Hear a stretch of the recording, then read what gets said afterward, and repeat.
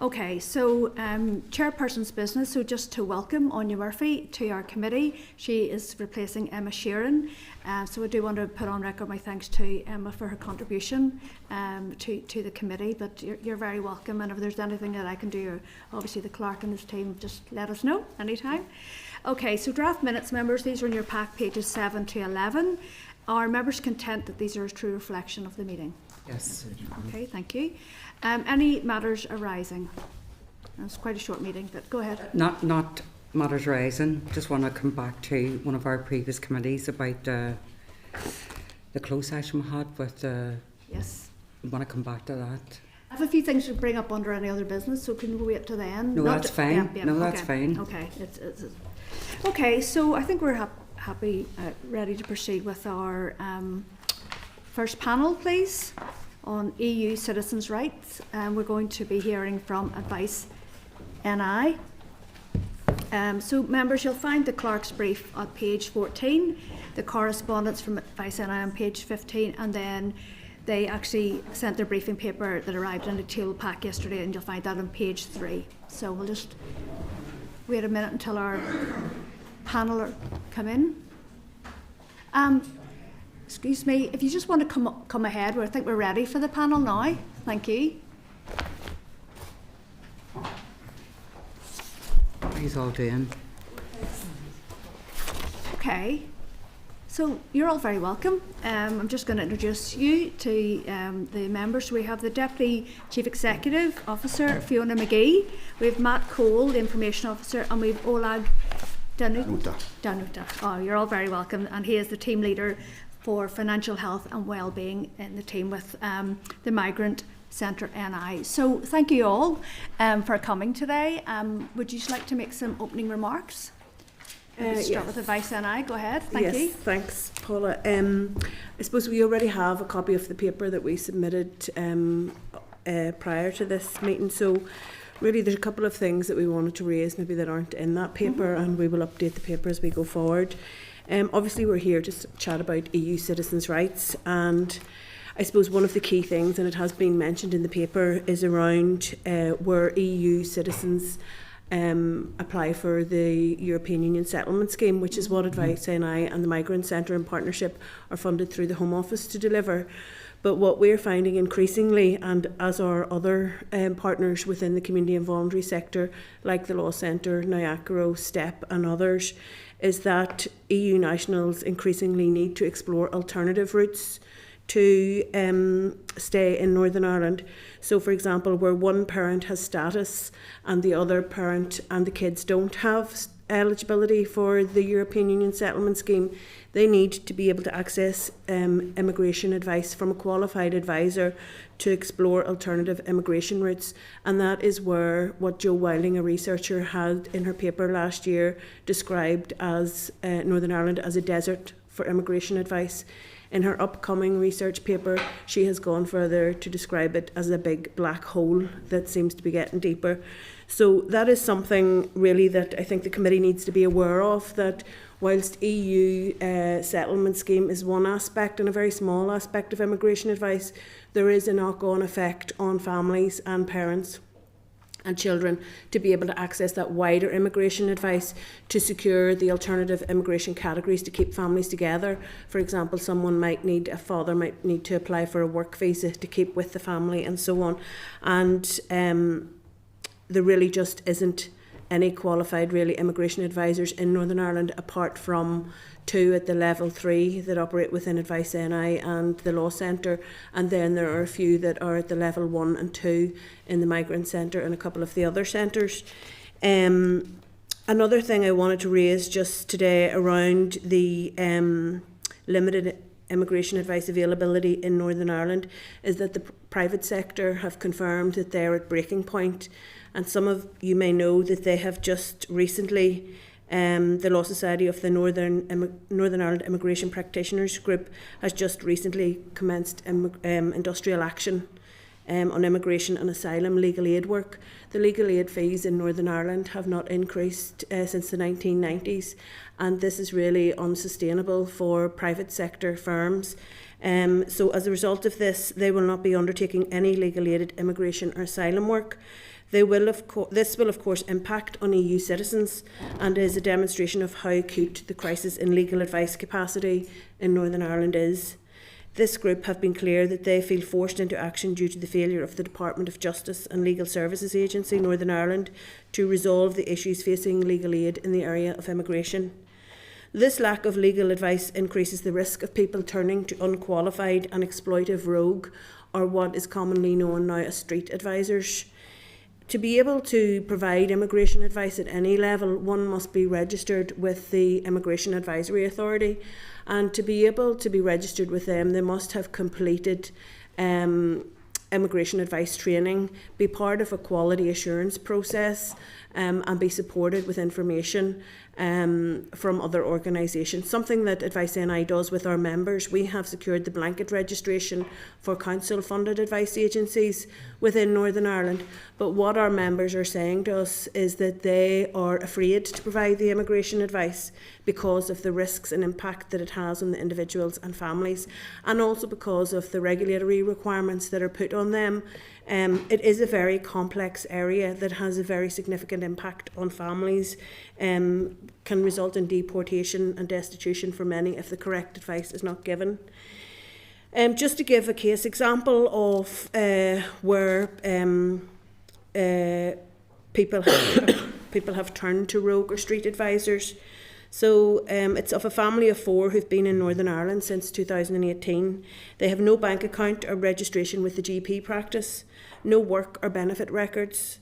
Despite being here for 4 continuous years, they cannot apply under the EUSS as they have no evidence of residency. They went to seek help from the street advisors who charge for these services and in some instances charge up to £5,000. However, this form of application will eventually be refused.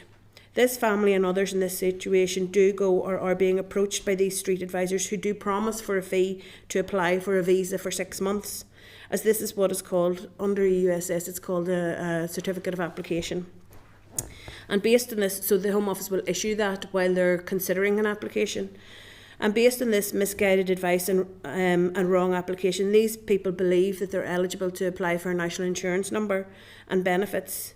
This case highlights the need for qualified immigration advisors over street advisors, and also for equal access to advice for these vulnerable communities. As I said, people must be accredited to give immigration advice and work within a quality assured and support infrastructure. It is a criminal offence to provide immigration advice without those qualifications. And just to say as well, the people left without status are left with no right to work, no right to claim public funds. They're extremely vulnerable and often become destitute.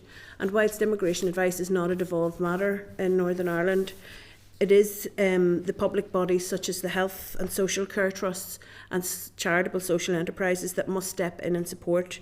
And the lack of immigration advice capacity has meant that many people and families have been left destitute.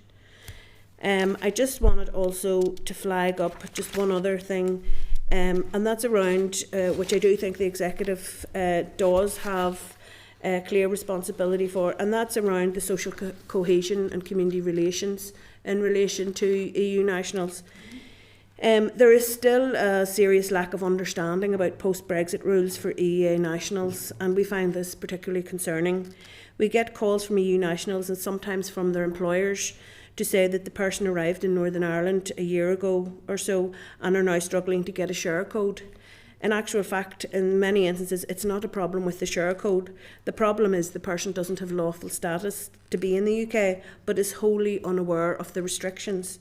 Sometimes they're completely shocked when they find out from our advisors that they're technically visitors and must abide by the visitors' visas. So we think that there's a need for training and information to public sector bodies to understand. Also, we've had issues where people haven't been able to access health services when they have had their EU settlement scheme status confirmed. So, and with the digitalisation of everything, the most vulnerable aren't able necessarily to update their details within the system. They're not able sometimes to find their information within the system. We do have good working relations with the Home Office, and we're able to raise issues and escalate them to the vulnerability team within the Home Office. But that doesn't take away from the fact that there's still that lack of awareness out there. We're still seeing high numbers according to the Home Office, and from what we know from the calls through to Advice NI and the Migrant Centre, that there still is demand for the European Union Settlement Scheme support services. And also, we have spoke to and we have met with the CAJ, with the Law Centre, with STEP, with NIACRO. We're all coming with the same voice to say there is a need for something to be done in Northern Ireland about that wider access to immigration advice, the knock-on effect on EU national, EU citizens' families, where they are not all able to access the EUSS and are not able to stay together as a family because one doesn't qualify for one reason or another and has to explore an alternative immigration category and not turn to rogue advisors. What's happening with the private practice at the moment is particularly serious in terms of reducing that access and availability even more and leaving more people more vulnerable and destitute. Okay, thank you very much. Would you like to make some opening remarks? I would like just to say the impact of immigration status for EU national Northern Ireland is quite big. Of course, lots of EU nationals secure their status, pre-settled status or settled status, but that highlighted very strictly some communities of people accessing their rights, and then once they access their rights, their entitlement, to be successful and fully member of society, access. Because when you have uncertainty of your immigration status, or if you have immigration status for 5 years, pre-settled status, it gives you certain rights, but with conditions.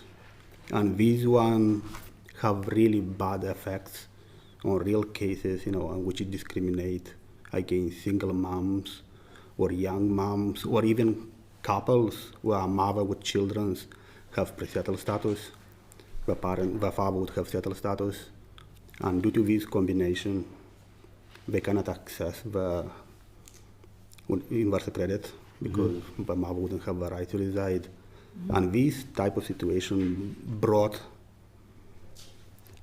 kind of a need for more expertise, immigration support, consistent, not just USS level 1, but to have level 2, level 3, to be able to help these people to achieve their status. So then, once they have their, let's say, settled status, they will be able to be a full member of society and provide, kind of as for Northern Ireland economy. Because when you have uncertainty of immigration status, you don't fear all the time of accessing something. So my open remark will be kind of if it will be more funding for long term for immigration advice. It doesn't matter, level 1, level 2, or level 3, consistent over the years, and not to be tied up to 3 months, 6 months, but in a long term, to be more, to achieve results instead of numbers, because usually big funds, even from Home Office comes, is about reaching the number, a target, and you missing cases because you have to reach a target, so it will be needed this funding if it's possible to have consistent long term, because more we're moving from December 2020 when was the deadline, more complex is getting for the people who did not achieve to get pre-settled status or have pre-settled status but will be in a situation currently never to be able to get settled status. And that open a lot of situation, and I have prepared today 3 case studies which I share with you yourselves. I could read from them at some stage, and that will show the impact of immigration status achieving your rights as an EU national living in Northern Ireland, but as well for their family members, children, who will be affected not accessing healthcare, not be able to fulfill their potential going in education when the parents are in fear all the time, my pre-settled status expires. Thank you very much. No, I really appreciate that. I represent South Belfast, so obviously there'll be a lot of people who would come to my office and are in a state of despair at this. So thank you for all your work in this space and helping them. I suppose I just want to pick up on the point around the level 1, level 2, level 3. What is the barrier? Is it just financial, or is it a large commitment for somebody to commit, for example, to do the level 2 or level 3? You know, is it maybe take them out of work for 2 days a week, or what are the main issues with it? I think within the Northern Ireland advice sort of context, immigration advice used to be considered as a core aspect of a generalist advisor, if you want to call them that's work. So they would have done a little bit of an introduction to immigration advice in their training.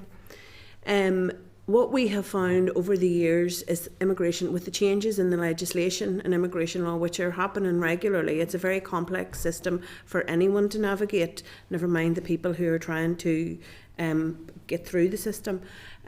We have found that less and less advisors want to do immigration advice because of the risks involved.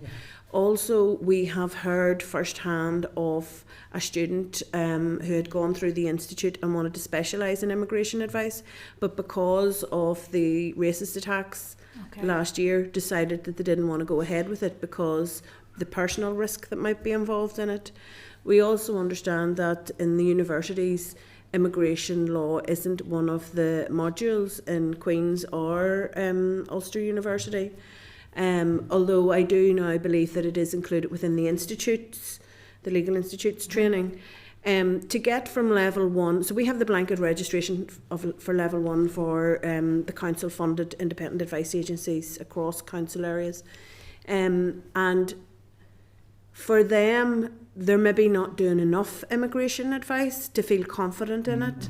They get the information, we would send them out information, we would have fora where they would come together and discuss policy and issues. But there isn't the experience, and there isn't, there would be pockets where there would be more demand, the likes of Newry, Morning Down, the ABC Council area, Mid-Ulster area, Derry, Strabane, you know, where those kind of bordering areas are as well. So, and obviously Belfast. So there would be some geographical areas where there would be more demand, more closer relationships, for example, with the race relations officers within the councils in those areas. But there's that fear. There's a fear factor there and a lack of confidence. To get from level 1 to 2, they must sit an external exam. Is it like a year's course or 6 months? What sort of time commitment would it be for? You can register for the course anytime, but then you must undertake some training and study for the course. It can take. We have taken people on in Advice NI with the condition that within 6 months you complete your level 2. And that's under the support and supervision of our EU Immigration Strategic Manager. So they have years of lived experience and experience of the immigration system. So they're able to coach and take somebody under their wing and provide them with that one-to-one support whenever they're dealing with cases or unsure of cases. We have a helpline in Advice NI, and we can facilitate call listening and things like that to be able to support an individual to be able to learn as they go on the job, if you like. But then to get from level 2 to level 3, that is a huge commitment for an individual. It's a huge hike as well in terms of they must really have the experience to be able to do that. Like, there's people that have only just got their level 3 that have been working in this area for years. And I suppose the higher the level, the higher the risk. Because at that stage you're going into much more complex areas, and the risk is much higher and the cost is much higher to the individual that's seeking the advice, and also to the organisation. Obviously, Advice NI is insured. We have professional indemnity insurance to provide this type of advice, but there's still a risk there, and that's why we ensure that anyone that we have gets the experience from an experienced advisor, and is shadowed as they go through. But as I say, the risk is really high. We have 2 staff in Advice NI, that one who was a solicitor and practices within Advice NI now, and from our point of view, that's one of the most experienced immigration advisors in Northern Ireland, and we risk losing that person as well as the person with the lived experience that's been working in the area for years. So there's a huge capacity issue within the sector. Another individual who works in one of our member organisations had worked in a solicitor's firm before they went to the organisation, and they were advised, whatever you do, do not touch immigration advice. If anybody asks you to do it, don't go near it. So there's that kind of, and even those in the private practice, there's very few of them that actually specialise in immigration advice. And we've had that experience within the legal sector, or within where people are in custody, for example, where solicitors dealing with criminal charges may not be aware of the implications a custodial sentence can have on migrants, and advise pleading guilty where someone is likely to be considered time served due to the length of period they've spent on remand. Okay. So they're leaving people in the position of automatically being considered for deportation. So it's a huge. No, I appreciate that. Area. I'm trying to really hone in on what we as a committee can do in terms of providing support, the executive office, right to the Home Office, or in terms of how we can support you and the sector to increase capacity. What exactly can we? Well, I suppose, is it a funding issue? Is it Yeah, I suppose from the funding side of things, the European Union Settlement Scheme funding is due to end at the end of March. So to push for the Home Office to extend that funding and to increase it if they can, even because it's been decreased year on year on year. It's not washing its face, as we would say. Also, I think to raise awareness of the changes in EU legislation, even at ports, seaports, airports, cross-border, that's a huge issue. People coming across borders or moving from the south to the north, and that's having an impact obviously on the homelessness and accommodation issues, both north and south. So I think raising awareness, communication, funding. I know you have the MEDF fund, but if that could be extended to specifically include immigration advice within it, because integration is one thing. We would and assistance and support is another is one thing, and there's a lot of that going on, but that's not providing people with that immigration advice, the status, the family needs in terms of that, and advice is the port of call for anyone in Northern Ireland, because advisors will be able to direct them where they need to go. So I think if the MEDF could be extended to specifically include or to ring fence some funding within that for immigration advice services. I think as well,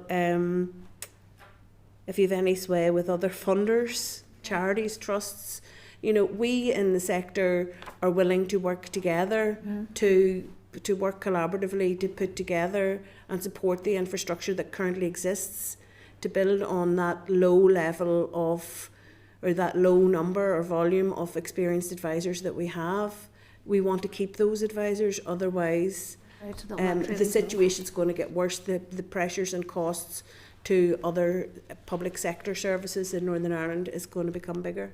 Okay, I'm just going to hand over to the Deputy Chair, but is there anything you'd like to add before I do? Anything on that? No, well, I just could add, just what Fiona said, when you ask a question, why is it they need more for immigration advisors and why there is lack of them? Because when EU settlement scheme started, it's one of the most easiest immigration system ever United Kingdom invented. But in time, it highlighted issues which nobody had foreseen, and those issues are coming outside USS level 1, and that's why it's needed for more advanced immigration and consistent, because the case is becoming more complex, and it's more time consuming, and if there's no financial incentive for an immigration, as Fiona was saying, everybody will drop out from this process. Okay, no, thank you. Deputy Chair, please. Thank you. Chair, thank you very much for that presentation. It's been very, very helpful background situation. I do believe that the legal aid dispute is currently under intense negotiation and hopefully will be resolved as quickly as possible. And I understand there is recognition for the particular level of work that lawyers who are involved in immigration work is recognised in a potential settlement. That's my understanding. That's very positive. That's my understanding of the situation. But the reality of life, and I think you've highlighted it incredibly today, is that the nature of UK immigration and asylum law is particularly draconian. It's also labyrinthine in its extent, and as you say, the slightest trip up will put you either to the back of the queue or worse than that. And I don't know if you're aware or not, but there was a piece on the radio this morning where a lawyer from Phoenix Law was talking specifically in respect of what happens when you get settled status in the United Kingdom. And unbelievably, the new government, the current government, are now proposing that if you have arrived in the United Kingdom by a non-legal route, you may nevertheless reach settled status. However, you will be denied United Kingdom's citizenship. I find that absolutely disgraceful. That someone who, and this could be, for example, people who were working, Afghan translators and others, so people who came here or got here by routes which are not deemed to be legal routes, may have their asylum case assessed and are given not only leave to remain, but can stay here and work and get all of the benefits.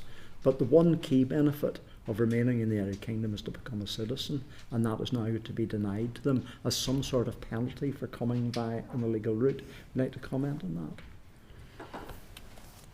No, I don't have. I didn't hear the news, so I wouldn't be able to. That is the proposal of the Labour government. I think the thing that probably emphasises is just the degree to which people who are having to navigate this system have to respond to news and speculation and policy changes over and above the particular rules that might be in place, and that obviously makes it far more difficult to be able to successfully, make choices about the way in which you come to the country, you remain in the country, the things that you do when you're here in order to access your rights. And it's difficult for us to speculate, obviously, on something that is a proposal. But it's what it reflects about, actually dealing, as you pointed out at the start, dealing with the immigration system, which can be very complex. It's currently contained in the draft bill. It's the Labour Party's alternative to Rwanda, and basically they're saying, nevertheless, we still need to have a penalty, and if you come here by an illegal route, you will never receive citizenship, nor will your children. So, again, just to highlight the very difficult processes which people have to go through in order to get themselves into a legal position to remain in the United Kingdom. It has moved, as you said, from something which was relatively straightforward and clear at the beginning some years ago, and has now incrementally become exceptionally difficult. Thank you, Chair.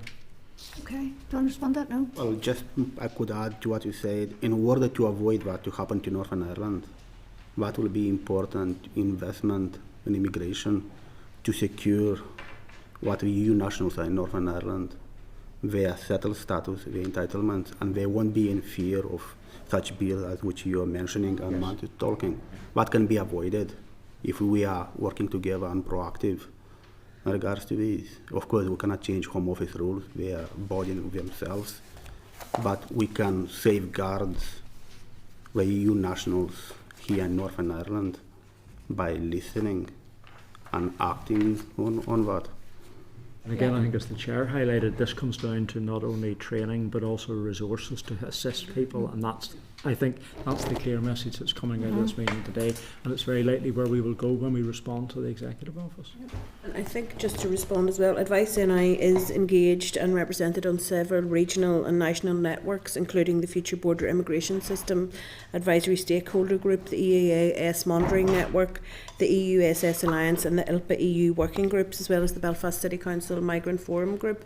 And I suppose we do engage online with different groups as well, and it's likely that there may be a lobby against that particular reference that you have made there, and some challenges in relation to that, which we obviously in Advice NI and with others within the sector will be supporting. Absolutely. Thank you. Thank you. Brian, please. Thank you, Chair, and thank you for your attendance today. So I just want to ask a bit more about you're funded by the Home Office to provide certain support services. So the EU settlement scheme, that was for people who were resident in the UK before 31st of December 2020. You had to be already here, and which is over 4 years ago now. So did you say funding for that aspect is coming to an end, or the number of people coming forward now must be greatly reduced, if, saying for the first time, I'm coming forward to say that I was. So are the numbers applying to that scheme decreasing over time? We are finding, we had thought that there would be more demand for the level 3 EUSS going forward, but we are finding that there's still a lot of level 1 cases coming through. There's been Advice NI thankfully hasn't had any refusals, but where there has been refusals, those people are coming to Advice NI. Those that have gone to the Rogue or the Street Advisors are coming, and they maybe have been refused on a number of occasions. We find that it's quite time consuming to assist people to gather the documentary evidence. So particularly for women who would not necessarily have a digital footprint. So for mothers, carers, grandmothers who maybe are in the home looking after the family, where children haven't been able to get into schools or get school places, they haven't been working, they haven't been registered with a GP, so it's very hard to gather the evidence to show that they've actually lived in Northern Ireland for the required period of time. Also, we have people who have left Northern Ireland, come back and weren't aware of the 6-month breach. So you have to be, if you go home to your national country for more than 6 months, or you're out of the country for that period of time, then that impacts on your status. So we've people coming to us with that. We found the cases are becoming much more complex and time consuming, in that we would have to try and get witness statements for people where they don't have that paper trail of living here. We've had issues where in some instances employers haven't maybe given contracts or haven't provided the necessary employment information that a person from Northern Ireland would receive. So those people have found it particularly difficult to prove and to supply the evidence that they need. So the role of the advisor has become quite diverse, in that there's a lot of support being provided to the individual, not just because obviously the language barriers are central to this as well, and the digital skills and access to data, but to be able to help people to navigate that. So in response to your answer, are we seeing numbers decreasing? Not to the extent that we had thought they would have decreased. You had asked, Paula, about what our ask was. We would ask that you have a look at what the Welsh Government is doing to support EU nationals in their country, and I think that you will see that applications received from Wales is around 20,000 lower than those in Northern Ireland, yet the Welsh Government has provided complementary funding in addition to what the Home Office has provided to support EU citizens. So we would definitely recommend you have a look at that, but we would be sitting on a par with other countries in terms of what's likely to go through, apart from England obviously because it's a lot bigger, but the demand is still high, and by all accounts from our recent meeting with the Home Office, they believe that the people that we deal with in the Home Office, I think, believe that there is still a need for the service across the UK, not just in Northern Ireland, but our statistics stand side by side the other parts of the UK in that sense. Did I pick up wrong? Was there something you said was going to finish? Some funding was finishing at the end of March? The funding is due to finish at the end of March. I suppose this is how it's been. Get? It's 1 year, right. And it's decreased year on year to the point where we have a part-time advisor in Advice NI and 2 part-time advisors that aren't the equivalent of a full-time advisor in the Migrant Centre. And we are resourcing someone to provide the support, quality assurance and coordination of all of that from our own budgets within Advice NI, which is not sustainable. So that is due to end at the end of March, unless something happens within the Home Office to say, no, we're going to continue with it. But it's continuing with it is great, but it needs to be continued with additional support to make it meaningful, because otherwise there's still lots of people falling through the net, and the staff just aren't there, in a sense, if it's not continued. There's a distinction to be made though as well between the headline figure of applications to the EU settlement scheme, which sits in the millions, and the vast majority of which happened in the run-up to the deadline at the end of June in 2021, and the ongoing cases that are then subsequent to that, both in terms of new applications, in terms of then maintaining status as well, so we would get obviously queries about that sort of issue, and then the conversion of status, so people who have been awarded pre-settled status who need to convert that to settled status. Now, the Home Office made some improvements in respect to the way the scheme operates to extend the period of time which pre-settled status was awarded for, and likewise to automatically transfer certain people onto settled status. But there is still a significant number of people that will have to make a separate application in order to secure that unlimited leave to remain in the country in the long term. Okay. And I think to add to that. Just to answer it, I shared with yourself AMA stats. Even they will show clearly what numbers of cases reduces, and people secure their settled status. But there is a misrepresentation of people who have pre-settled status, and as we mentioned earlier, vulnerable people, mothers, young children, they will find themselves in difficulty of upgrading to settled status due to lack of digital footprint or being contacted over organizations like healthcare. And this type of application is time consuming. So, for example, years ago, you could make an application for under settlement scheme with a client once you triaged all the circumstances in 1 hour time. Now, a person who comes with pre-settled status, you maybe have to see them 3-4 times to assess, gather the evidence, and then submit an application. And that is instead from 1 hour, you come into 7 to 8 hours working. So even the number decrease, the amount of work which you have to dedicate to achieve a result is far enormous, which is go beyond any capacity of USS level 1, even migrant center or advice. And I think, just touching on what Oleg is saying there, there's many individuals who have received the pre-settled status as minors under their parents' applications and are now over 21 years old. They can't prove continuous residence, and under the standard EUSS rules will not be eligible for settled status. However, with access to qualified immigration advisors, the status can be secured for these individuals through representations and provision of alternative evidence. So again, it's just highlighting that knock-on impact. EUSS does not just sit in a little bubble on its own. It has to be supported by the wider immigration needs of those that are trying to get that status. Okay. Okay. Sinead, please. Thank you very much for your answers and coming here today as well. You mentioned the response by the Welsh Government, but which is much more coordinated. And you, in your paper, in your document, you talked about North-South as well. Is there any learnings that we can take from what is currently taking place in the South in relation to all of this, particularly around the qualifications for the immigration officers or the advice officers, and all of that? I think much you might know differently, but as far as I understand, the immigration advice in the South is not regulated.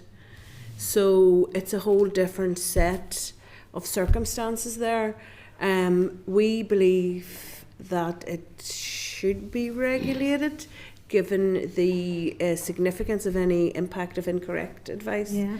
I suppose from a cross-border point of view, what we are finding is that people are coming across and not sure that they've crossed over, if you like. Obviously the ETA will have an impact on that. But I think there are opportunities to work together from a policy point of view. as well as a referral and signposting point of view, if we have the bodies on the ground to be able to deal with that. So I think there's a need to, there hasn't been enough linkage, I suppose. There hasn't been enough engagement with those in the Republic on this issue. And we would really welcome the committee support in taking that to a higher level and help and support to ensure that happens. Right, and I suppose that kind of takes me to the next part of my question. Do you believe that the TEO is fully engaged in supporting our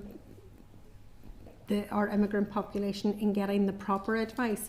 Or do you feel that because it is a reserved matter that they're batting it all back to the Home Office, and as a result of that it creates a really negative culture and environment at this level, because nobody wants to deal with the problems and nobody wants to take it on board, and therefore we're batting it. It's not our fault, it's not a reserved matter, it is a reserved matter. Do you want to? No.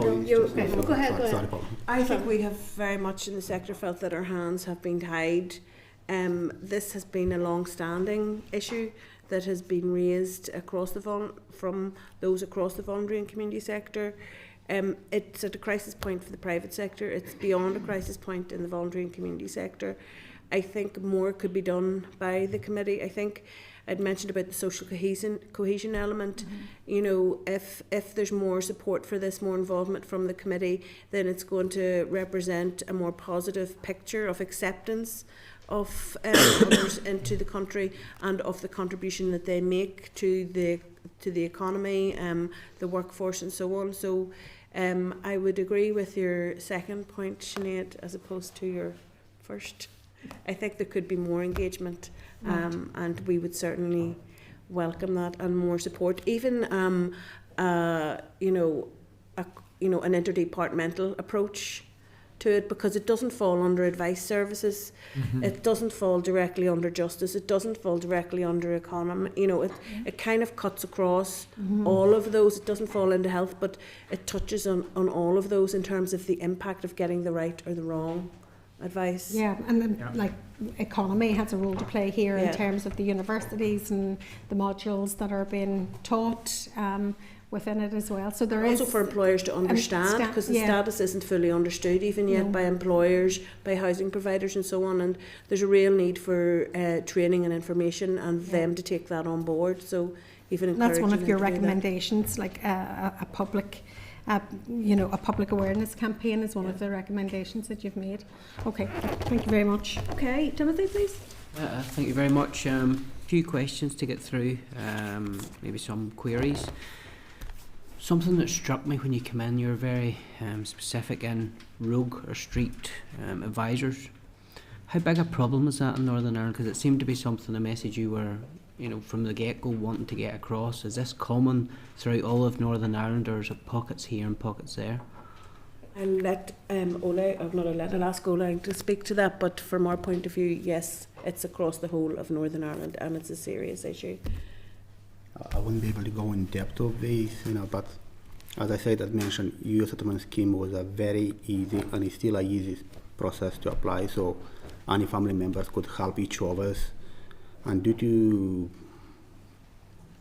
sometimes, to less visibility of funded organizations, there would people who came, who are more reachable during the pandemic. What was more obvious, would go to these street advisors who do try to make an application for a fee.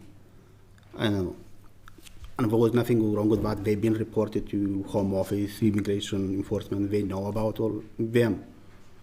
Do they take action on that? I cannot comment. I do not know. But they may have succeeded in some cases making simple applications like pre-settled status, but they have very bad consequences on when people try to upgrade from pre-settled to settled. There is a high number of refusals to application because they would submit an application. Everybody can submit an application. It's an easy process, but we get a rate of refusal is quite higher, and they have quite negative impact. And as Fiona said in her statement, a lot of our clients or service users are in fear of authorities. Doesn't matter even if you're a level 1 advisor and you're from same community. They take you as an authority, and sometimes they're reluctant to engage with you. And your neighbor, of course, is more closer to you. And they do go, and that's how we name them street advisors. We do not know them specifically, but they will be in almost all communities or nationalities. There will be some people who provide this type of service, which is illegal. But is it crime gangs? Is it organised? Is it a network of people, or is it? We somebody wouldn't have stealing any a shop? evidence. We wouldn't have evidence to that effect. But what we do know is that people are having difficulty accessing immigration USS advice services, and where that is the case, they are becoming even more vulnerable than they already are, and they are using those within communities that claim to be experts and will get them what they need for a certain amount of money. And as Oleg said, anybody can put an application in. It doesn't mean that it's going to be successful. You need to have the evidence of residency and so on to go with that. So to pay someone to put an application in for you, it means nothing, because it doesn't mean that you've got the status or you haven't got it. But the person that's handing the money over thinks that if they get an application in, that's them sorted. So it's a kind of catch-22 for some people.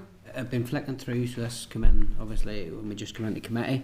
I noticed there's 3 offices that Migrant Centre NI have: Belfast, Lurgan and Londonderry. When you're looking through the table, I can understand Lurgan falls under ABC Council, Belfast obviously under Belfast Council, but your office in Derry City and Strabane, like, there's only a fraction of the applications coming from there.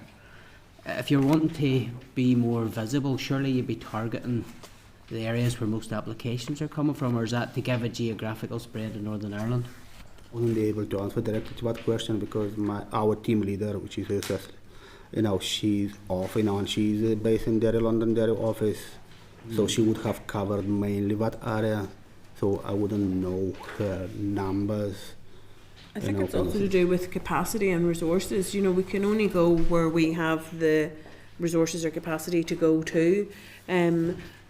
We know where there are high. We have a sense of where there are high numbers of EU nationals seeking advice services. So we will do outreach to different areas as well. We will do home visits, we will do online, we will do digital, we'll do helpline services to try and reach as far as we can. But we have 3 part-time advisors on this project. I suppose one of the most concerning things, page 4, so we're talking about OISC training. So out of the 77 organisations listed, when you've done your own research, only 2 of them had capacity to take on applications. So for the likes of myself, I have a number of people come into my office. I suppose my first point of call is always Law Centre NI. To recommend people to go to, how, do you know what the 2 organisations are that have capacity that we could refer people to? And it's concerning that there's 75 organisations, which is listed on the government website, that aren't taking any new referrals. And that will probably be why people are going for rogue or street advisors, because they simply can't get it. When the information, when you're ringing on a government website, they're not taking on referrals. 2 organisations at the level 3 would be the Law Centre and Advice NI. Advice NI doesn't have capacity because we're not funded to deliver the level 3, and our level 3 person is actually delivering on EUSS step in Dungannon. As far as I understand, they have a relationship with a private sector solicitor that provides level 3 support for them. But again, given the announcement and the negotiations that are ongoing, I'm not sure where that's at the moment.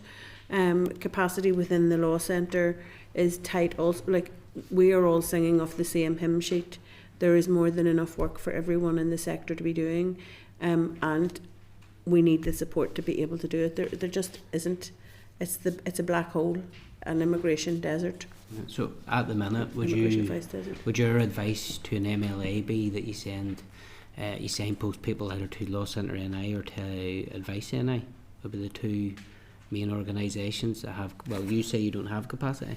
We wouldn't have EUSS, yes, but over and above that, nope. There are aspects of immigration advice provision that are not being provided by any community voluntary sector service. So the only option is effectively to refer people to private solicitors in order to access that type of support. And to the extent to which that will be effective is difficult to say. You know, there is a long list on the Law Society's website of solicitors who are, in theory, providing immigration advice, but we'd be pretty confident if you phone most of them up, they would say, notwithstanding the issues that have been mentioned, that that's not something that they actually do. So yes, there's clearly a significant gap. The extent to which that is driving people to other forms of advice is very difficult for us to say directly, obviously. Yep. Since 28th of August 2018, there have been a total of 137,515 applications submitted in Northern Ireland. You break that down by under 18 to 64 and 65 plus. You also break that down by nationality. Would it not make sense to break it down by sex? Is that something, how many men and how many women, and even break down the age demographics more to give us an idea of how many people are applying to stay in Northern Ireland, what the age demographic of that is? We could put that to the Independent Monitoring Authority. These are their statistics, and we could ask them if they may well break them down but haven't produced that detail, so we could certainly. By extension, they're the Home Office's statistics as well. They're, you know, produced by the Home Office, so that would be a matter, you know, that's the way in which those statistics are broken down by the Home Office. That's what's accessible in the public domain. So yeah, it would be a question for them to answer, really. Okay, Timothy, I've got two more to come in. Just one more, thanks. Suppose then, if immigration was limited, so we've heard the Church, what Labour's plan to do. So if immigration to the UK was limited, would that apply to Northern Ireland as the law currently sits? Yes. In what immigration sense? Advice Under in the the rest of the UK applied. If immigration to the whole of the UK was limited? Immigration as yes, in... Yeah. The whole, what way would that be then for Northern Ireland on the protocol and the Windsor framework? The legislation for immigration in the rest of the UK applies to Northern Ireland currently. That would take a precedent. That would be... Right, that's grand. Thank you. Carol, please. Thank you. What is MED funding? The Minority Ethnic Development Fund. And where does that come from? The Executive Office. Okay. I'm not suggesting, by the way, that you take money from other groups. No, that has been in my head to just clarify that. We appreciate that. No, I get that. But the issue is that immigration advice is specialised. It just can't be lumped into the advice family, and that's it. And one of the asks, just to repeat this, make sure I've got it right, is that there are inconsistencies in terms of levels of advice qualifications and the pathways for people getting there. Yeah. So at level 2, would that be the status at the minute for a lot of people giving immigration advice? Level 1. Every one of them? Level 1, there's very few at level Very few at level 2. Mm-hmm. And even fewer at level 3? Absolutely, there's two. Two organisations registered at level 3. We have one member of staff with an Advice NI, and as far as I know, the Law Centre has one at level 3. Okay. My second question is also, I mean, you were saying that even some private sector firms, is that solicitors you're referring to? Yes. And they're not providing any immigration advice due to legal aid challenges? Yeah. Okay. And have they said that to you? Oh yes, they have issued a letter, Okay. and the negotiations have Yeah. begun in relation to that. But aside from that, there was a firm in the Newry Morning Down area where there was a solicitor working within that firm that was specialising in immigration advice and was very much involved in a lot of the local meetings and so on. And they tried that for 3 years, and it was just unsustainable, because to provide the legal aid wasn't sufficient to be able to pay for the advisor to do the immigration advice. So they no longer, there's someone directly lost from this field of work. Okay. My last question is, I'm really concerned listening to what you've all said, particularly about the impacts of this on very vulnerable women. You know, some issues will certainly mean that because of the difficulty to prove that you've been living here for a length of time, and the woman may not be the original applicant. What happens in a situation like that? How do you help families prove that they have been here? In that situation, we would have to try to get witness statements from the likes of church leaders, from schools if the children are in school. Yeah. But it's not a straightforward exercise. It's a long, drawn out, stressful process for those individuals and families end up separated for a period until that gets sorted. But if there was an extension and availability of broader immigration advice, then those people would be able to get a status through a different immigration category that we are not able to advise on, because we don't have the capacity to advise on it, because there's no resource there. And that's something we could write off to the British Home Office about. Mm-hmm. Okay. There might also be the responsibilities of the Executive Office within its own mandate as well, to improve aspects of support for the rights of these citizens, to make sure that they're in a position, even if they are given a pre-settled status, for example, to give them limited leave to be here, that over the following 5 years they're given relevant support to be able to make sure they have the kinds of documentation and proof that they need to be able to show settled status as well. How can the executive do that if it's a reserved matter? I'm just trying to understand it. Because the way in which they would obtain that evidence isn't anything to do with their immigration status per se. Okay. It might be to do with their access to housing or benefits or employment or all of those other things. Just to verify that, help make that verification process to easier. Open those channels to accessing that sort of information. I think if you look across the rest of the UK, there is government support for immigration advice. It's only here in Northern Ireland that we do not have that support. So there's a parity issue there as well. But I just want to give you quickly an example. I was going to say, did you want to contribute to that? No. No, just as we said, what the executive can do is to fund continuous long-term immigration services, because the cases are getting more complex. It's not about there is no expertise, but that expertise needs to be sustained and long-term. Otherwise, you cannot spend 1 hour with this family, which is very complex, and next, you have to dedicate time to work to achieve that. Yeah. Otherwise, we will be chasing numbers, but not the real people who have real stories there. Yeah, no. And I highlighted 3 cases with yourselves. Yeah, no, thank you. Which speaks about that. Okay. The gender disparity, even exclusion from your digital status. Yeah. You have a family of 2 members from 2023 till November last year. They had between son and father £11,000 fees on NHS. Both of them had the status. It's just because they could not prove it at the time when they accessed the healthcare. They got these high bills. It took over 1 year to get that sorted. Would there have been somebody more with expertise? Mm-hmm. Or would they have been at the capacity, because everybody's at the limits of their capacity? Yeah. That case would have been sorted in 1 month. Or even yourself as MLA would have written a letter, and that case would have flew from NHS.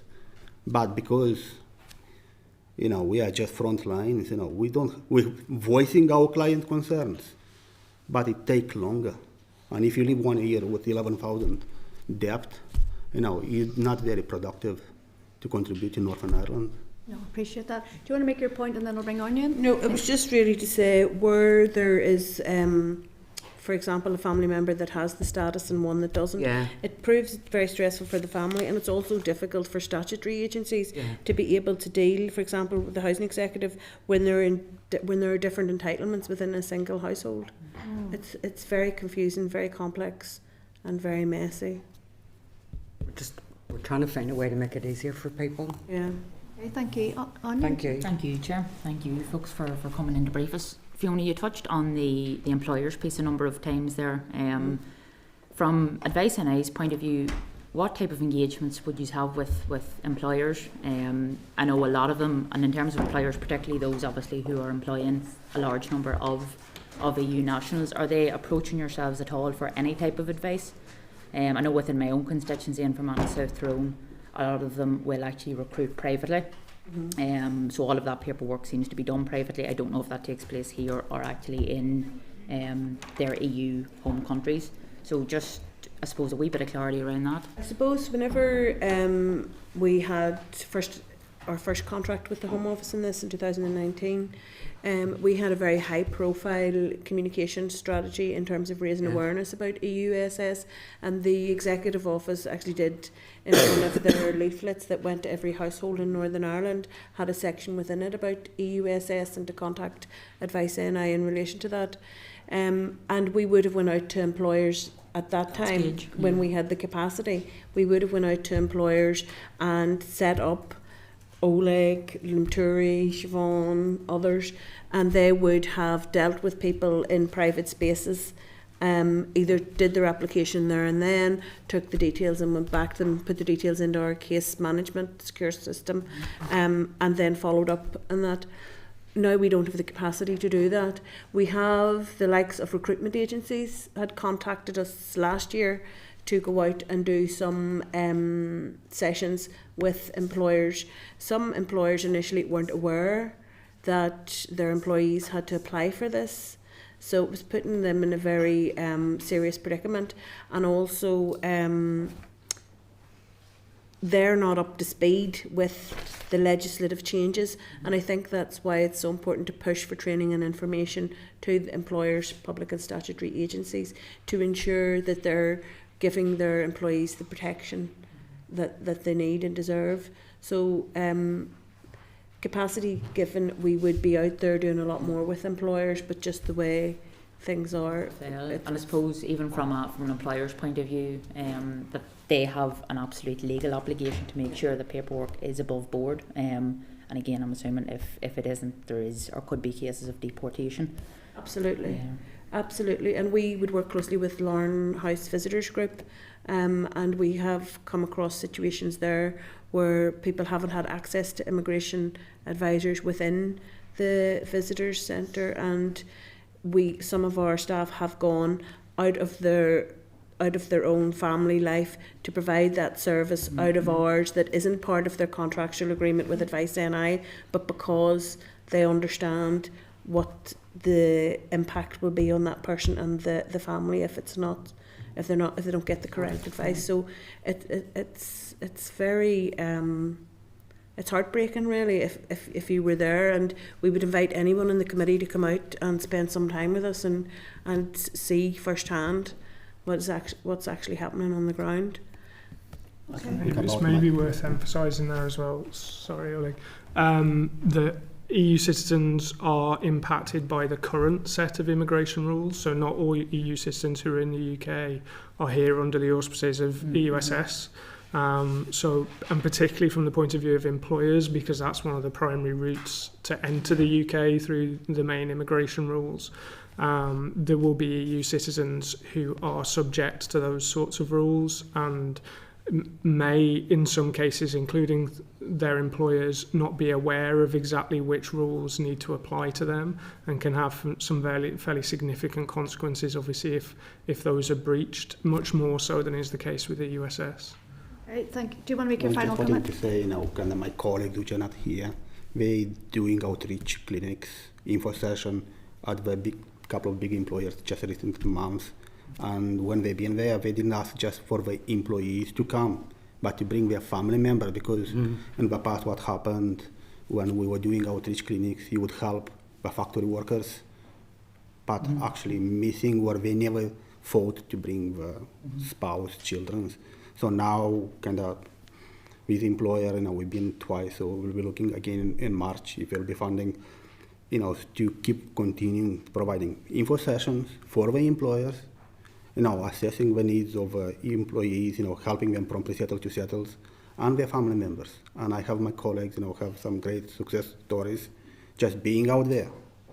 But we have the capacity. My two colleagues, apart from dealing with complex cases as they're getting more complex, you have to find time to do outreach clinics for the employers' information session, kind of to be everybody on the same page. Okay. Conscious we've got our next session. We've got Hansard here to record our next session. So the clock has beaten us. But thank you very much. I really appreciate your contributions today. We will follow up on the suggestions, but please do keep in contact with the committees if there's anything that we can be doing over the next few weeks as the funding starts coming in. Thank you very much. Thank you very much for giving us your time. Thank you very much. Okay. Members, you will know that we were meant to now have a departmental briefing from the Executive Office on post-EU exit matters. And this morning at my briefing with the clerk, I suggested that we check in with yourselves to see whether you would be content that we postpone that session, because we did not receive any papers from the department this morning in terms of a briefing. Thank you to those who responded. I think it was the right decision. It's important what they have to tell us, and it's too important our role in terms of that scrutiny. So if people are content, we'll move on. Did you go ahead? Sure, it's almost a trend from the department where they treat us with contempt. But the expectation had been that then papers should have been with us for Friday for the committee to be released. Yes. What steps can the committee take to ensure that doesn't happen in the future? Like, this has been a number of weeks. Oh, yeah, absolutely. And the planning is a very important matter, and the committee seems to be either not being transparent or not wanting to engage with us in the way they should. Well, this is the first time since I've taken on the chair that we've actually said no. Other times, I think there was one time I got them at 11:30. But there's some briefings that I think that we all probably could have worked, got our questions up just by the contribution at the start. But I think there's just too many intricacies here that I thought that it would probably be better that we just said to them that we'll take another week or so. But I think that we have written before. Do you want to come in? Yes, members, we have written to the department before about this, about papers that haven't arrived, and a list of papers that times when papers haven't arrived. We also wrote to the First and Deputy First Minister, and there was some improvement after that. If members are content, I'll engage with the department just to see if it's a systemic issue or if it's just a one-off with that particular department. But if obviously if the committee would like to write again to the department to express its concern, that'll be fine. But if you'd like me to do that in the first instance, just to speak to the department to see if there's anything that influenced it this time. Well, I think that we should write again. More for the fact that we've just had a session there on EU matters. You set these committee meetings up so that they flow, so that one makes sense with the next panel, and I think that it is disruptive to our business in some ways. So I think in these circumstances it warrants not just an informal conversation but a formal letter. People content with that? Yeah, absolutely agree. Sorry, I should have said, so there were a few actions there. Did you take a note from the last?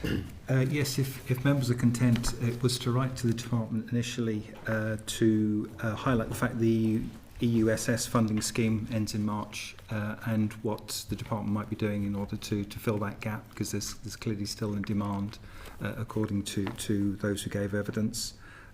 There was a question around communication on EU law generally, and when people come into the jurisdiction, so to ask about how that's communicated by the department.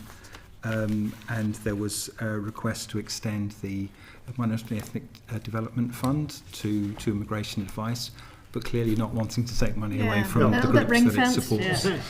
So just just to let the department around that and to request an interdepartmental approach, which was also And then mentioned. also around support to help the verification process of. Oh yes, yeah. Chair, as well, from what we've heard as well, other regions in the UK or other governments in the UK actually offer support, and here we don't offer that support for the agencies. It seems to be led by the Home Office. So can we go back and ask, the department, what are they doing in order to put support in so that agencies can help citizens retain their status? Because there seems to be, we're farming everything back, saying it's not our fault, it's the Home Office, yet whilst it's a reserved matter, other, Scotland and Wales and that are supporting the immigration or immigrants to get the settled status. I wonder then in the letter if one of you could do a little bit of research then just to contextualise the letter to that much funding and stuff. So. We also recently, if you remember, we had the EUSS people here from the Four Nations, the committee that came and spoke to us. Now, it would be unfair to suggest that they said everything in the garden was rosy. However, it was a lot rosier than we've just heard today. They have indicated they would be willing to come back to us, I think. Yeah. So on that basis, what we heard today would certainly form challenging questions to them. Yeah. Do you want to come in? Yeah, two issues to raise. Should we contact the Department of Justice just to relay the concerns that the legal aid problem is having regarding this? And the second one is there anything we can do? So Migrant NI conducted their own research, as I said, and there's only 2 out of the 77 organisations were taking on referrals. Is that a Home Office issue, or is that something that this committee can look at? If somebody's on the website providing advice, surely there needs to be an expectation that they're going to do it. Yeah. Okay, members, moving on then. So our next session is as part of our inquiry into gaps in equality legislation. So we're now going to hear from the Christian Institute. You'll find the clerk's brief at page 21 of your pack, and then the submission from the Christian Institute at page 23. So welcome to the meeting, gentlemen. We've got Sam Webster, who is the Solicitor Advocate, and James Kennedy, who is the Northern Ireland Policy Officer. Is that right? Okay. Would you like to make some opening remarks? Yes, please. Well, thank you so much all for inviting us today. We submitted a brief note following the stakeholder roundtable event in December, but I think there was an appetite for us to speak to the whole committee, and hopefully we can answer any particular questions that you do have for us. But let me open up by explaining our note. First, by way of background, the Christian Institute is a non-denominational Christian charity supported by around 60,000 individuals and churches, including approximately 11,500 here in Northern Ireland. Several staff, like myself, work in our offices in Belfast, whilst a further 40 or so staff, like Sam here, work in our headquarters in Newcastle upon Tyne. We also have offices in Scotland and Wales. The major focus of our work over many years has been to defend religious liberty. That includes the legal freedoms and protections for churches and other Christian organisations, as well as for individuals in their day-to-day lives, in their workplaces and businesses. As the Institute's in-house solicitor, Sam here leads the work of our Legal Defence Fund, which over the years has helped nearly 3,000 Christians who have contacted us for support, advice or guidance. And as a solicitor admitted in England and Wales, he has long-standing expertise advising on the Equality Act 2010. And although not a solicitor here in Northern Ireland, Sam is nevertheless familiar with the framework of equality law here, and he can perhaps speak particularly to the differences and similarities between the jurisdictions. As part of our religious liberty work, the Institute also closely monitors any proposed changes to the law that might threaten Christian freedom. And you don't have to be a Christian to agree with us that freedom of belief is of vital importance.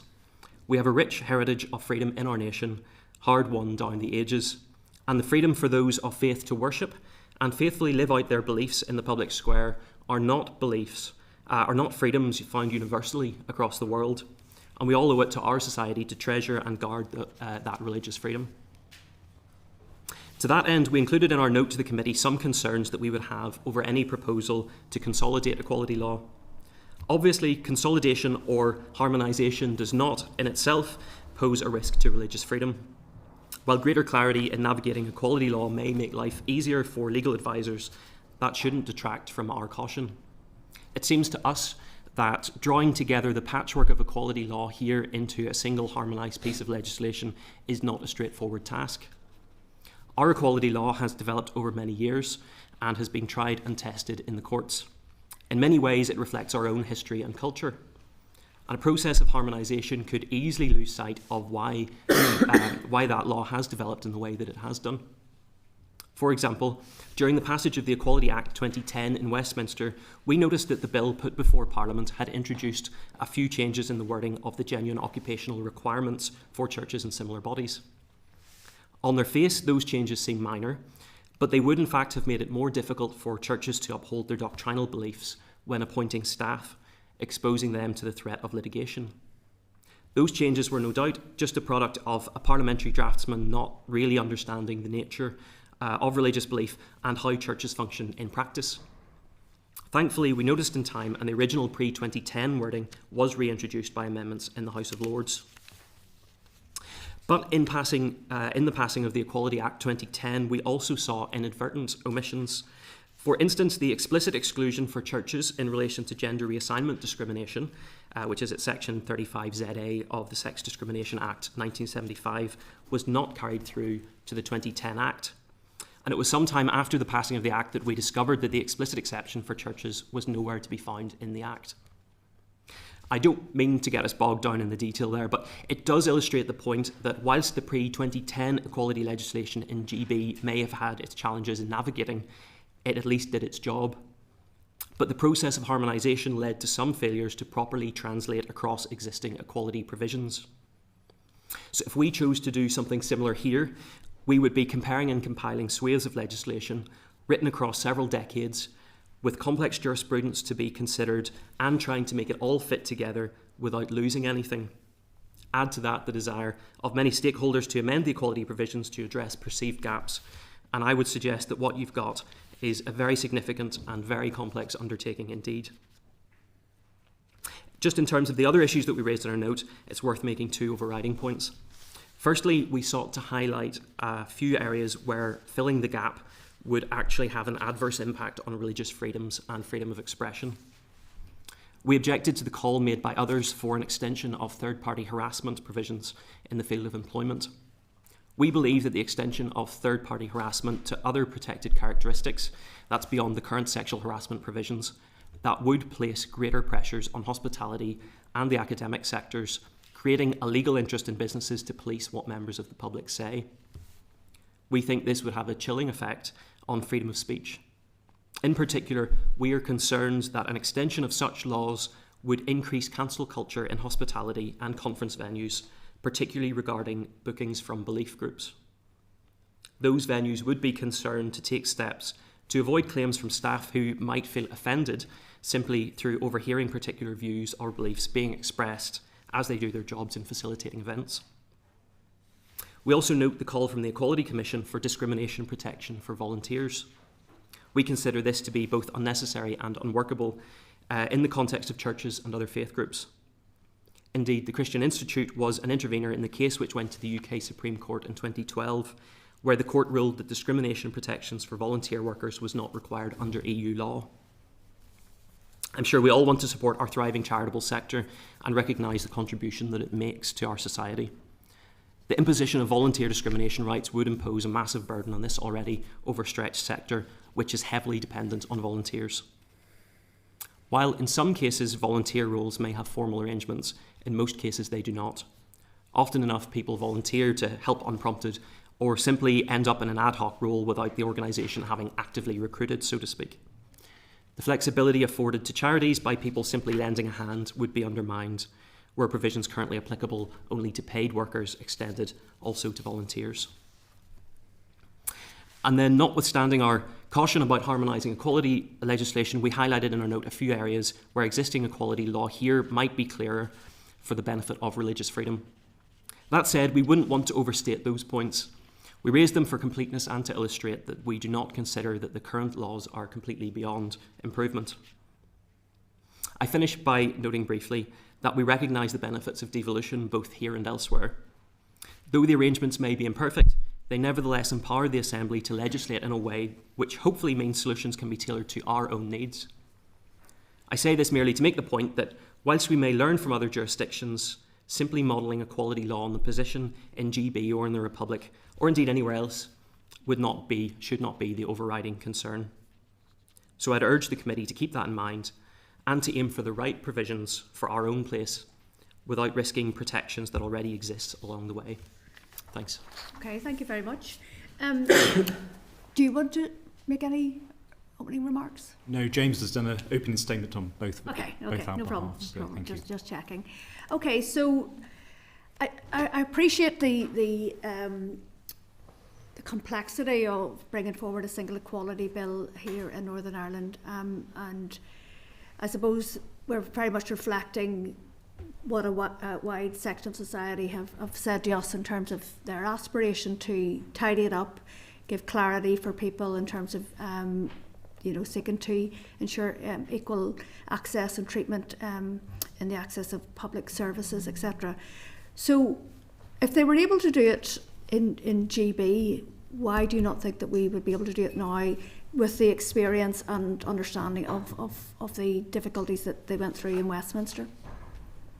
We're not disputing that Westminster consolidated equality law back in 2009, 2010. But what we have said is that that wasn't an entirely straightforward exercise. It was a very significant exercise, and it would be so here. I noticed the Law Society of Northern Ireland have said it would be a mammoth task. And our own experience of that exercise back in 2010 was that it wasn't straightforward for religious liberty. Omissions were made, as James has said. Provisions weren't translated across from the old law in the way that they should have been. And I think our warning to you as a committee is that that it was a hugely time-consuming exercise, and it needed that parliamentary process at Westminster, the House of Lords, to scrutinise that legislation properly to make sure that it went through in a faithful way. Yeah. Okay. No, I appreciate that, and I suppose we are a legislature here, and we have, for many years, I don't remember the last piece of primary legislation in terms of equality, and I think that it's maybe, from my point of view, I think it's about time we did start looking in that space. So the issue of could you speak again to the volunteers issue in terms of the being subjected to discrimination, or could you just speak a wee bit about how you think that we could possibly address that issue if it wasn't through some sort of new legislative vehicle? Well, no part of the United Kingdom at the moment has a discrimination law for volunteer workers. So our interest in this goes back to 2012, when the case of Exon Mid Sussex went to the United Kingdom Supreme Court. Question of whether or not the European Framework Directive required such rights, occupational rights for those in volunteer positions. The Supreme Court held, rightfully we believe, that there was no requirement under EU law to do so. But I think that case also highlighted many of the problems that would arise were rights given to volunteer workers. First of all, vast majority of cases, there's not a formal relationship there between the worker and the person for whom they volunteer. But also, particularly in the charitable sector, and we made submissions to the Supreme Court in this respect, in the charitable sector, people fall into volunteering. There's not a recruitment exercise. So for churches, for example, an awful lot of what goes on in church life is done by members volunteering, whether it's helping with the church youth group, whether it's helping with hospitality, whether it's setting up on a Sunday. An awful lot of the ordinary legwork of church life is done by volunteer workers. The danger when you start to then bring volunteer workers into the full panoply of discrimination law is you create a bureaucratic nightmare for the voluntary sector. And then you have to think, well, if you've then given rights to volunteer workers, what about corresponding exemptions? How do they apply? Should hard-pressed charities in the voluntary sector have to be concerned with getting their paperwork in order, ensuring that before they ask somebody to help out in the ordinary life of the organisation, of the church, is there an exemption in law that allows us to make certain restrictions in what we require of that worker? So, we think this is an area which, A, is not necessary, but secondly, it would create a significant burden on the voluntary sector, and one which, certainly in church life, would be significant.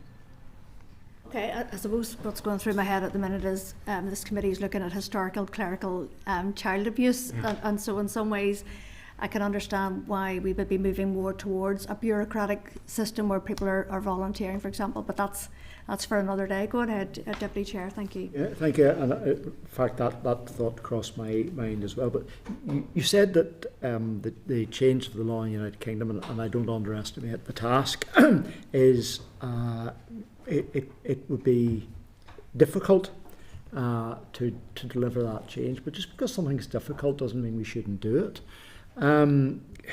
Or indeed cannot do it. Clearly, and setting aside the sort of issues that you might have where every time, and I remember well comments in previous committees in this Assembly where we introduce legislation, once a piece of legislation leaves the Minister's office, it is open for amendment and it is open for discussion and it is open to the public. Everyone is included to make their argument for changes to that where they can achieve that. That's the democratic life that we live in.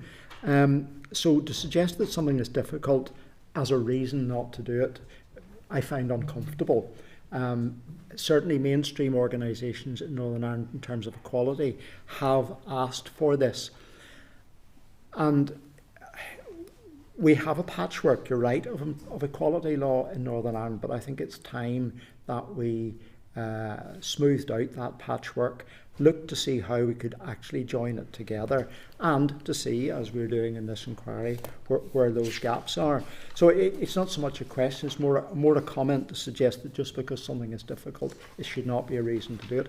And to respect, but equally well to invite you to understand that once legislation is up for change, then that allows all of those discussions. And if you genuinely believe in equality, then all of those views are welcome. Whether they ultimately end up on the statute book is a matter for people like yourselves and others to come and make those arguments as the legislation progresses.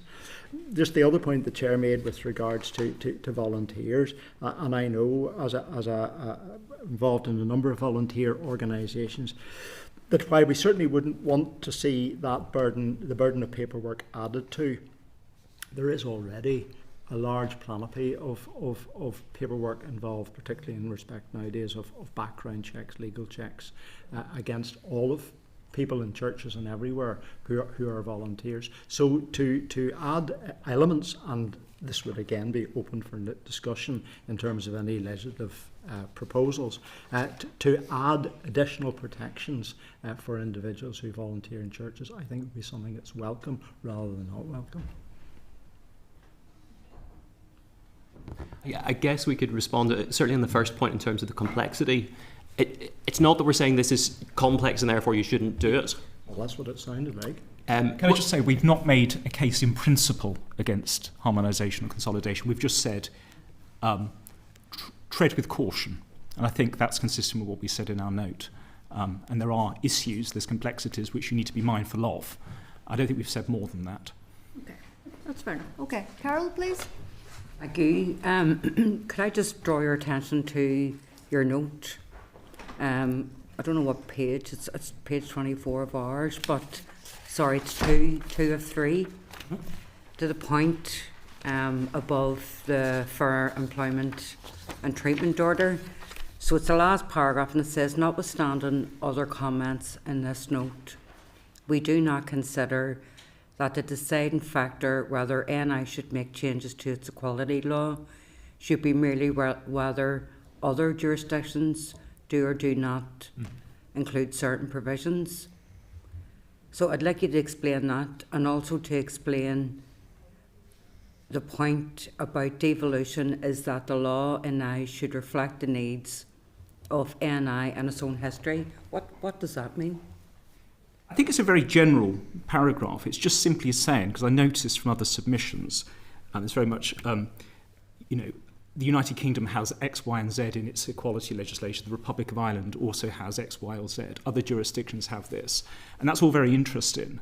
And I think we're simply saying, actually, ultimately, what you as legislators should, if you are going to legislate for Northern Ireland, not think, well, what do other countries have? By all means, have regard to models elsewhere, but ultimately it should be down to the needs of this place with regard to the history and traditions of this place. So we're not saying anything more than that, I don't think. And it's not a specific point we're making, it's just a general one.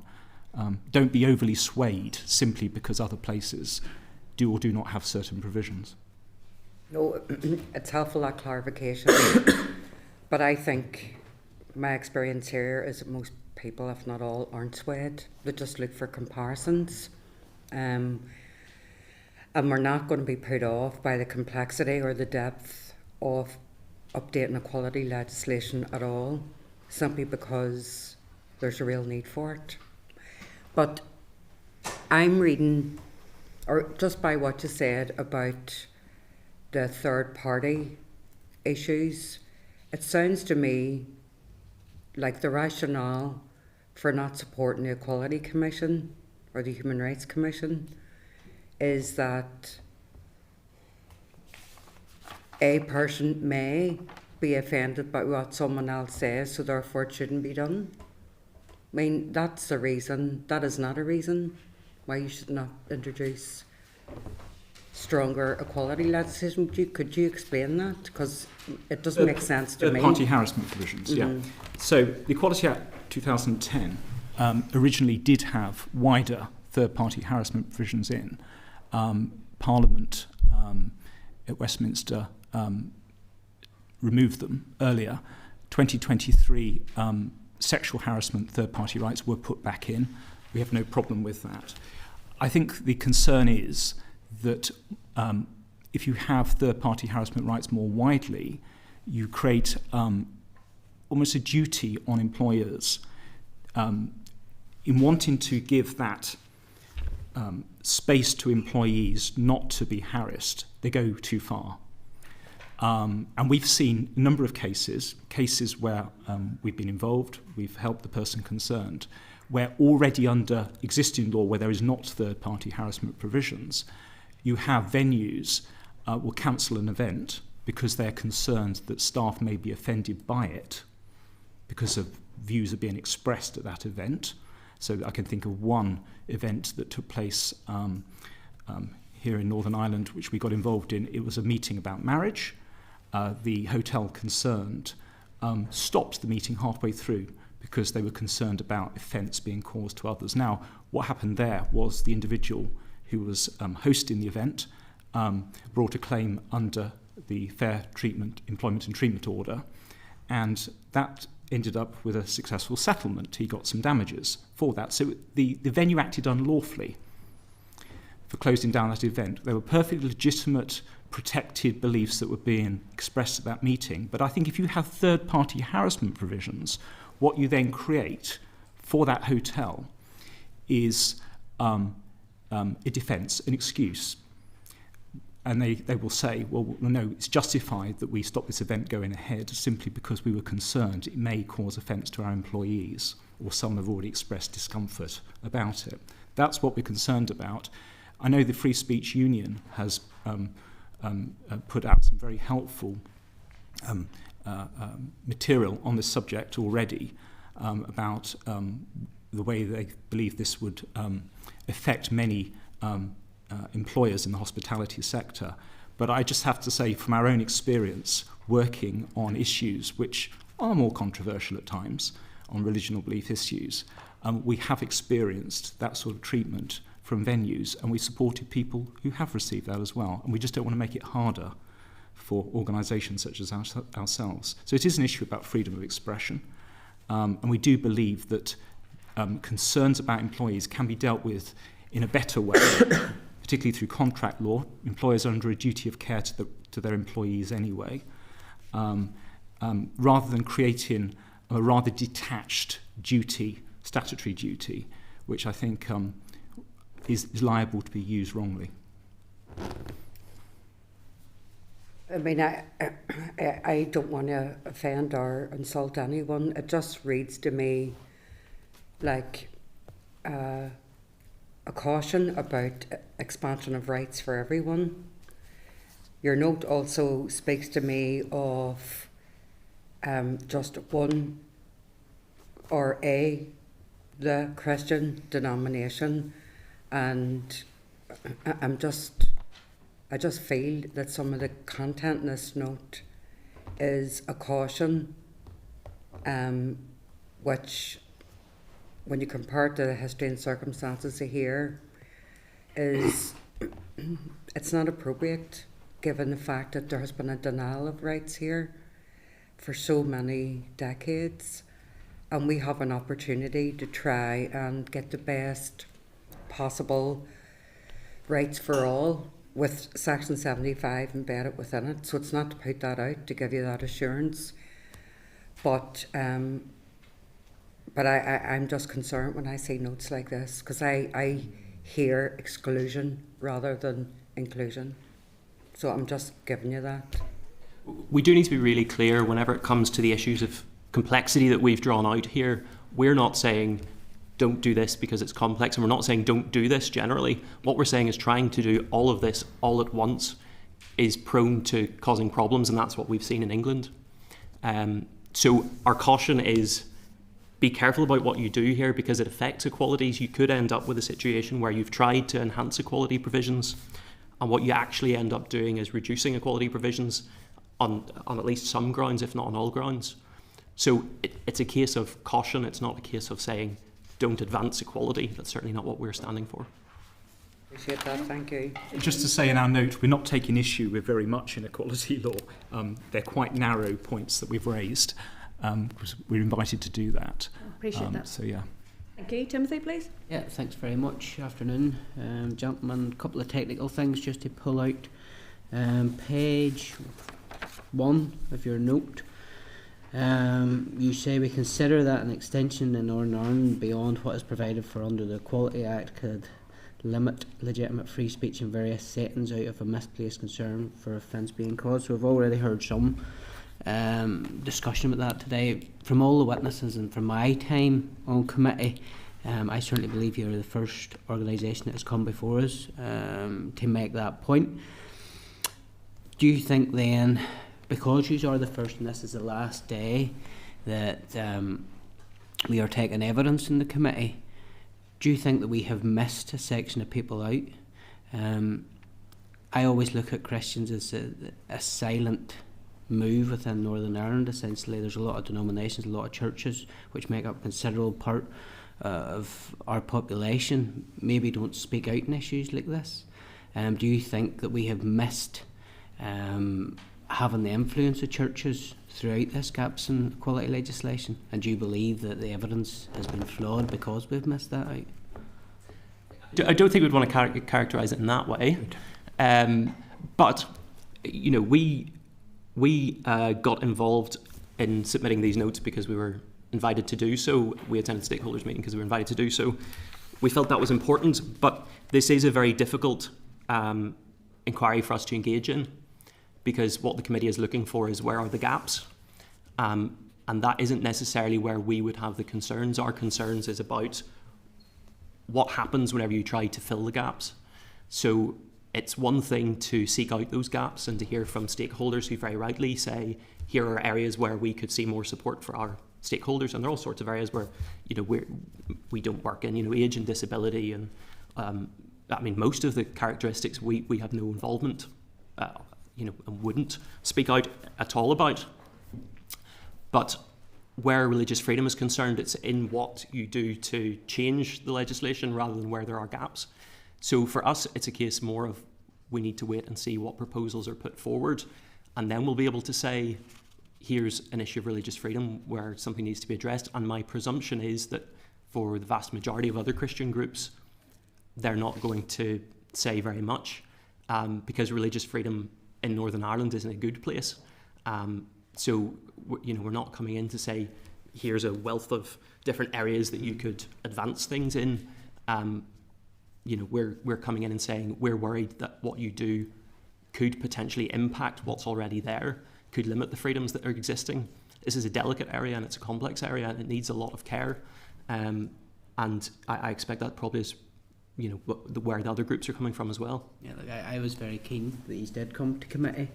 Would it be fair to say that your concerns would be more of the erosion of religious freedoms then that currently exist? So if you're trying to fill a gap, obviously there's maybe a chance where somebody else's freedoms are being eroded, and do you see this as a potential attack on the church?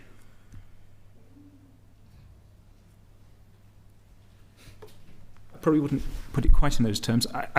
It's the interface between some of the possible changes and religious freedom, and how there could be the unforeseen consequences. So, for example, I'm sure when Fair Employment and Treatment Order was passed in 1998, nobody ever envisaged the Ashes Baking Company case ending up at the Supreme Court. Did anyone think of the implications for freedom of expression? And all we're saying is caution needs to be exercised, because why should the citizen have to go all the way up to the UK Supreme Court in order to get the law clarified, in order to defend his or her rights to freedom of expression or religious freedom, and spend £300,000 to do that? I think, laws can be passed very easily, but legislators don't necessarily always see the implications further down the track for other protected characteristics and how these things can pan out in the real world. So, I'm not sure whether that answers your question. I think that's a fair point, and it's good that you have come in and been able to give the space and given the space to make that. Going back to consolidating all within the one act, and you have mentioned about the failure of a draftsman. When you mentioned the 75 Act, you had to go to the House of Lords then to get provisions put in place. Have you any practical examples where this committee should be cautious when it comes to that?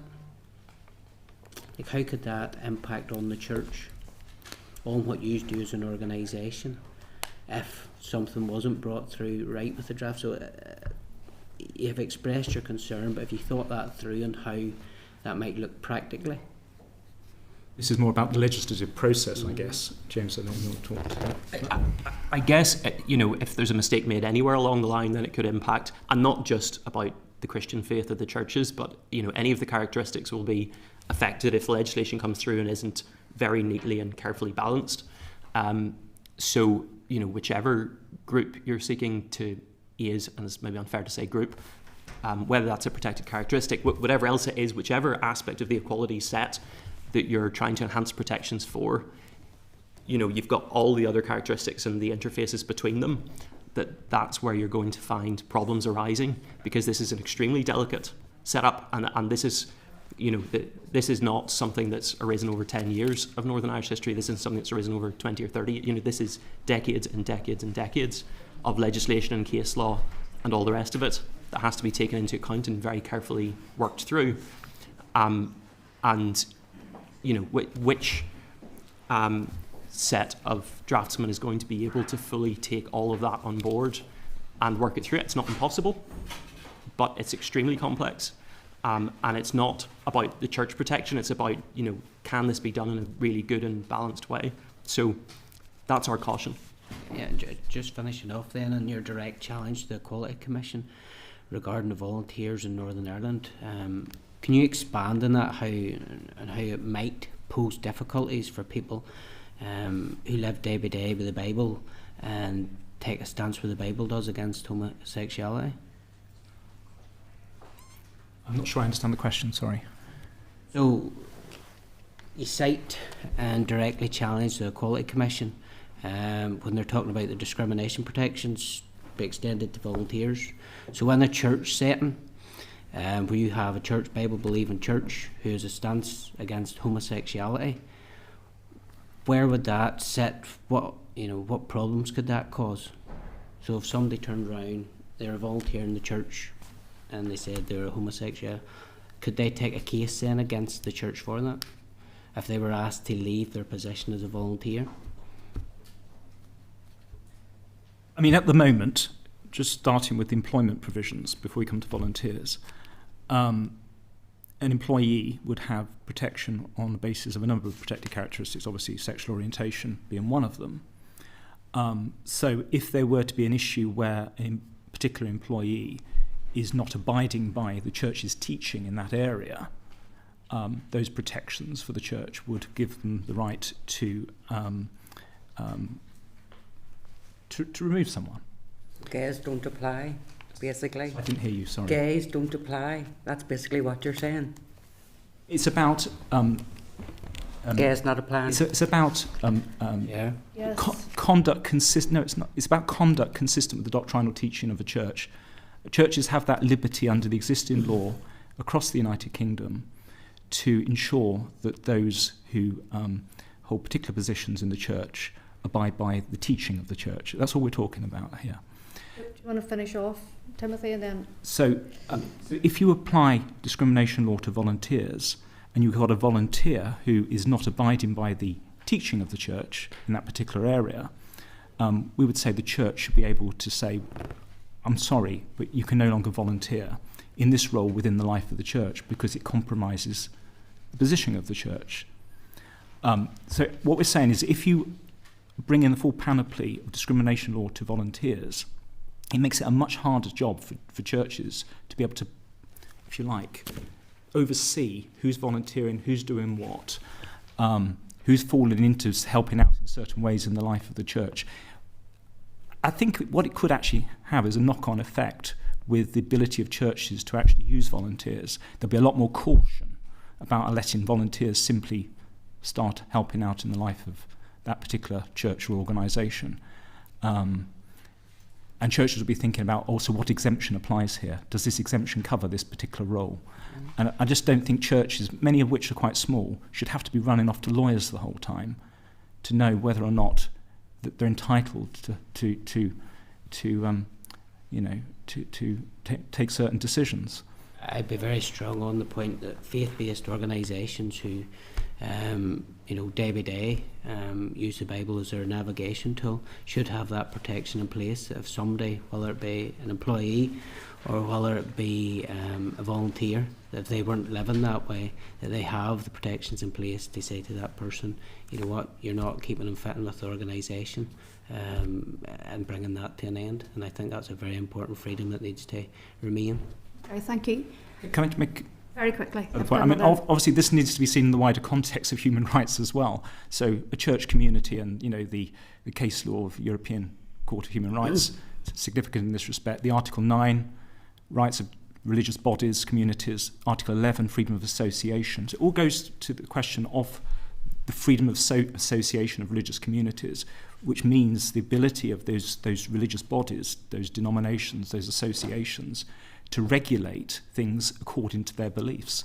And one must not read equality law in isolation from the wider human rights instruments. Okay, no, appreciate that. And I just want to, just for the record, so the clerk and his team, that you invited to a number of Christian, different religious orders.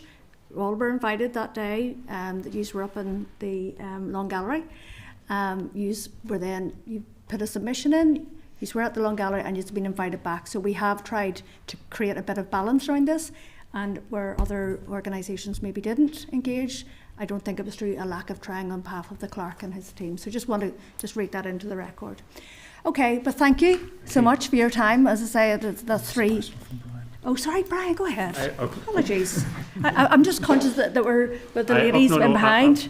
I just wanted to thank you both, Sam and James, for attending again, and I know you were at the round table event also upstairs, and just to thank you for your work standing up for religious liberty. And I do take the view that it is necessary to stand up for the right for religious belief in society, and it's an important sector in society.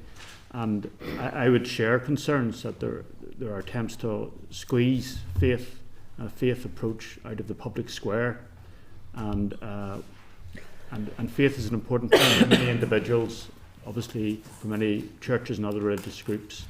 And it's important for us to hear from people like yourselves about unintended consequences and of things which are long rooted in history.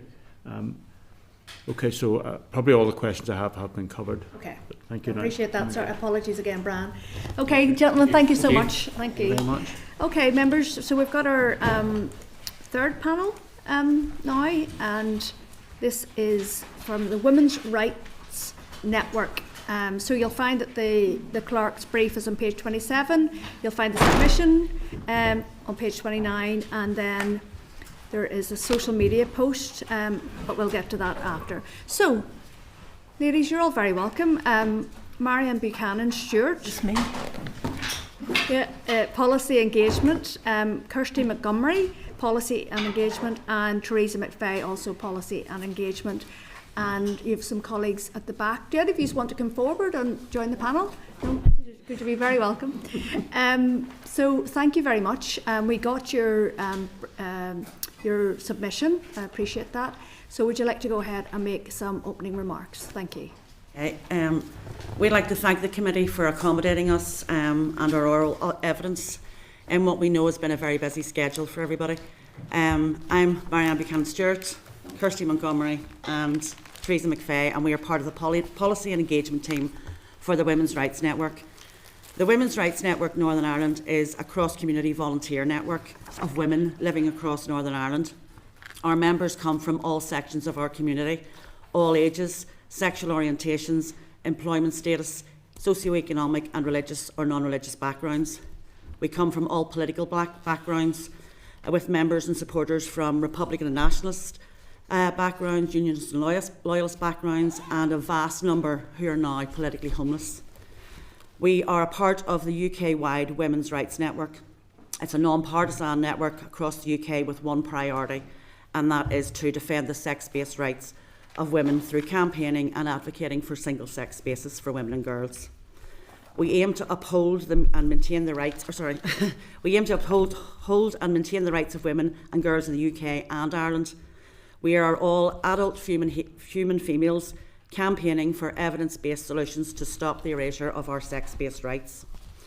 The Women's Rights Network believes the rights, protection, safety and dignity of women and girls in Northern Ireland is not a political nor an ideological question, but a fundamental principle in a civilised society. We believe that the evidence provided in writing and now before this committee represents a majority viewpoint within Northern Ireland. This viewpoint has been greatly misrepresented and unrepresented by and before policymakers. The words man and woman are universally understood and unambiguous and must be reliable to classify biological reality. In recent times, the question, what is a woman, has become a gotcha moment for politicians and a debatable concept for the chattering classes, but it is not a concept for the ordinary person in the street. They know what a woman is. A woman is the class that has spent centuries being treated as the lesser sex.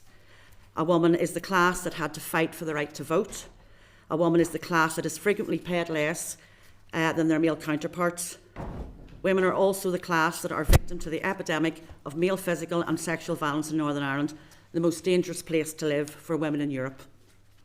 In most areas of life, a person's sex is immaterial. But where it is important, it is really important. The sex of a person while walking through a supermarket or eating in a cafe is not relevant. However, when it comes to toilets, changing rooms, healthcare, sporting and job opportunities, it is sex that matters. Many women have been forced into silence on these issues in the workplace, in their family life and in public. They fear exclusion, threats, doxing and losing their jobs by challenging gender ideology. We run the risk of isolating 51% of our community by denying the need for women's sex-based rights. Women's silence is not compliance, and we ask today that you engage with sincerity on this matter. I will now pass to Kirsty to give a high-level overview of the briefing paper. Thank you. Go ahead, Kirsty. Thank you, Marianne, and thank you to the committee for welcoming us today. Women and children represent our most vulnerable populations, and robust rights and protections are needed to ensure safety, dignity and equality of opportunity. While legislation cannot be wholly comprehensive, it must strive to be unambiguous and fit for purpose. The recent conflation of the words sex and gender, together with the introduction of the Gender Recognition Act, has allowed uncertainty to develop for service providers and employers. They can no longer rely on the common definitions of man and woman for legal purposes, so much so that the UK Supreme Court is currently considering this very question. The term gender is subjective. It refers to self-identity and relates to feelings. Legal definitions require objective clarity and to accurately identify those that need protection based on a particular characteristic. If sex cannot be defined, then it cannot be protected. Failure to accurately define that protected characteristic renders it meaningless. Sex is binary, immutable, and it cannot be changed. This committee has an opportunity to deliver robust and fit-for-purpose policy and legislation that will protect women and girls in their single-sex spaces, in employment, in sport, and in their most vulnerable moments. To deliver clarity for employers, service providers, and public bodies, and support them to deliver on their duties and responsibilities.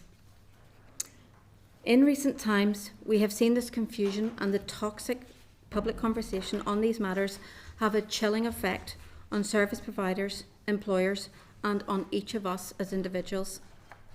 Local leisure centres, employers, and supermarkets have adopted a self-ID approach which falls short of the current provisions in the Sex Discrimination Order, which already protects single-sex spaces. The Equality Commission has confirmed that for legal purposes there are only two sexes, and our members urge this committee to continue to protect those definitions in their review.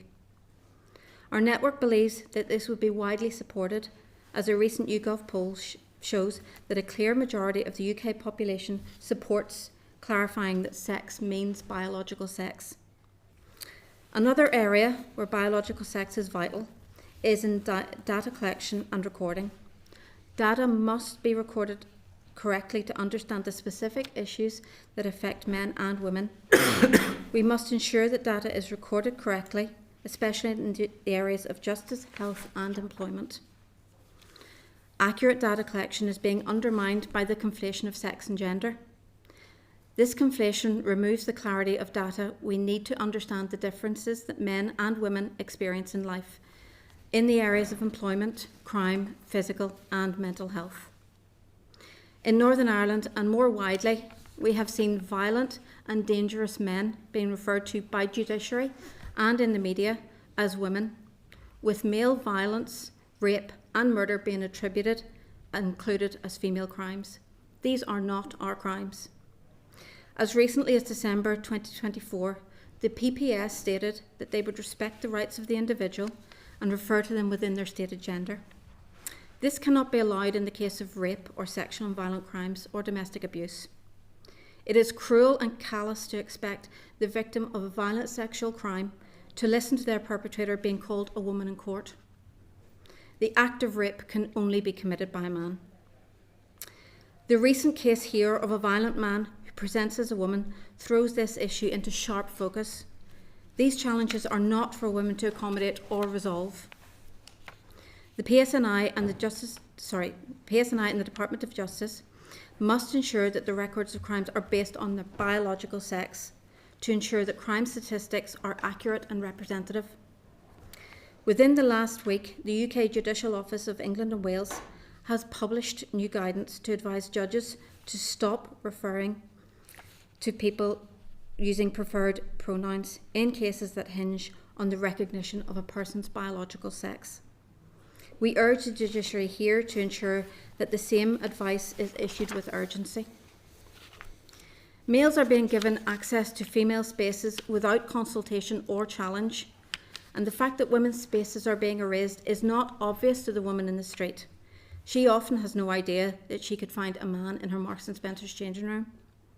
Check any news app, any day of the week, and you can read about examples of male non-contact sexual abuse, cameras being placed in school children's toilets, and even porn categories dedicated to the filming of unwitting women in changing rooms. Dangerous men do not carry a visible warning sign. They can't be identified on sight. So why would we allow any man into women's spaces regardless of how they identify? Denying the risk to women of allowing men in the places where they are their most vulnerable is naive at best, and the distressing impact of men in spaces where women should expect privacy and safety cannot be underestimated. Through lack of challenge to this self-ID approach, women have begun to self-exclude.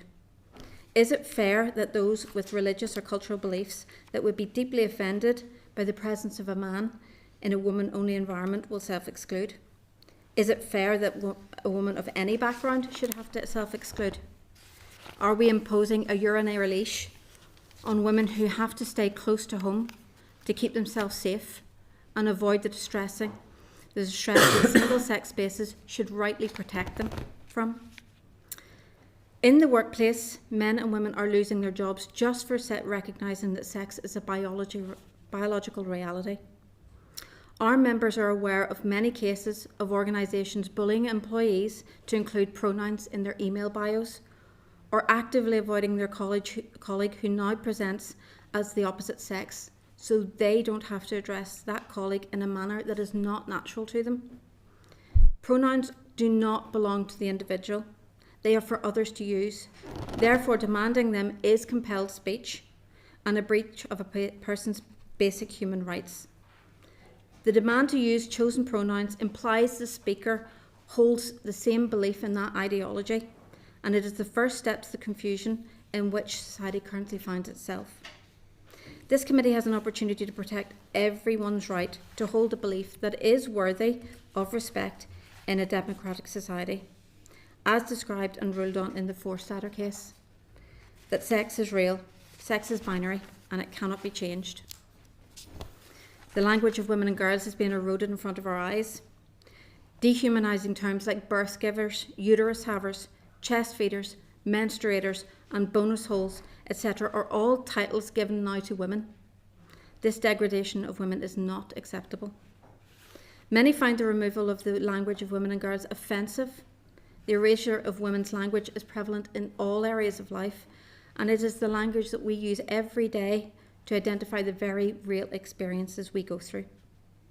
Just a few days ago, Wes Streeting, the Secretary of State for Health and Social Care, stated, "How is it that in the name of inclusion, the word woman has now been erased from NHS documents?"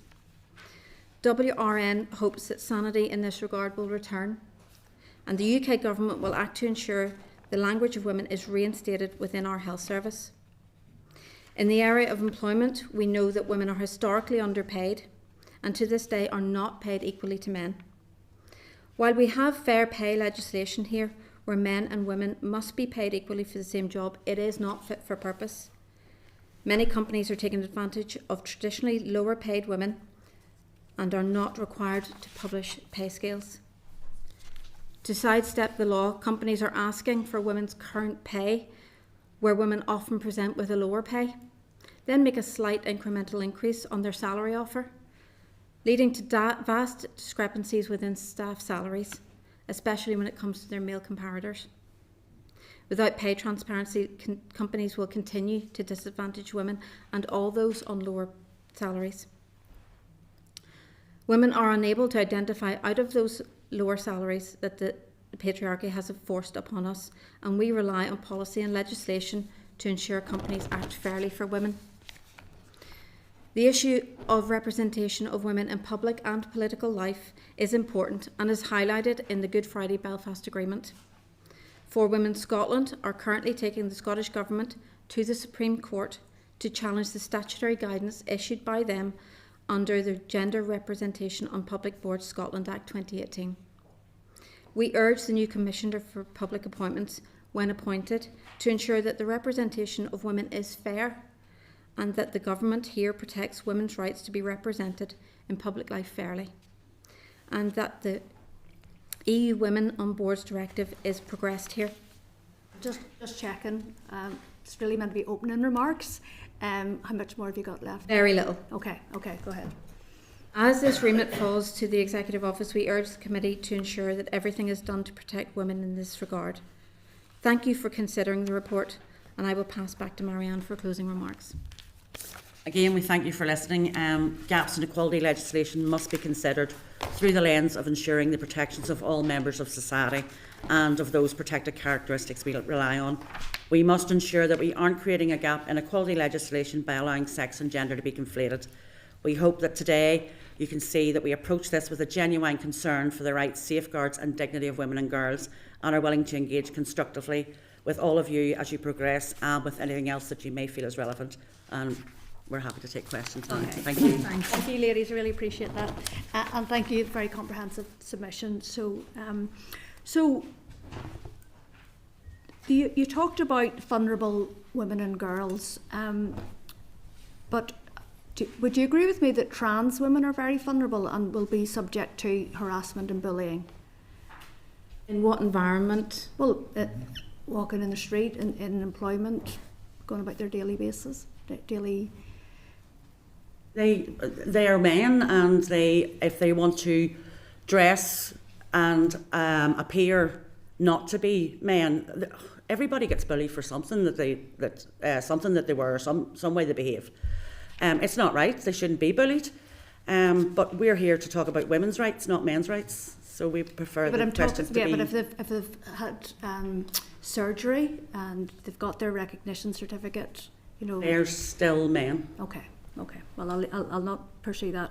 So you've talked about sort of the chilling impact and the demand for employees to use pronouns in their social media profiles, etc. So are there any particular examples of companies that have been forcing their staff to do that? We wouldn't want to out our members or their companies that they work for, but it is an issue. Teresa has some. Happen here? Teresa has some. Okay, go ahead. Well, the most obvious cases are cases that have gone through the courts.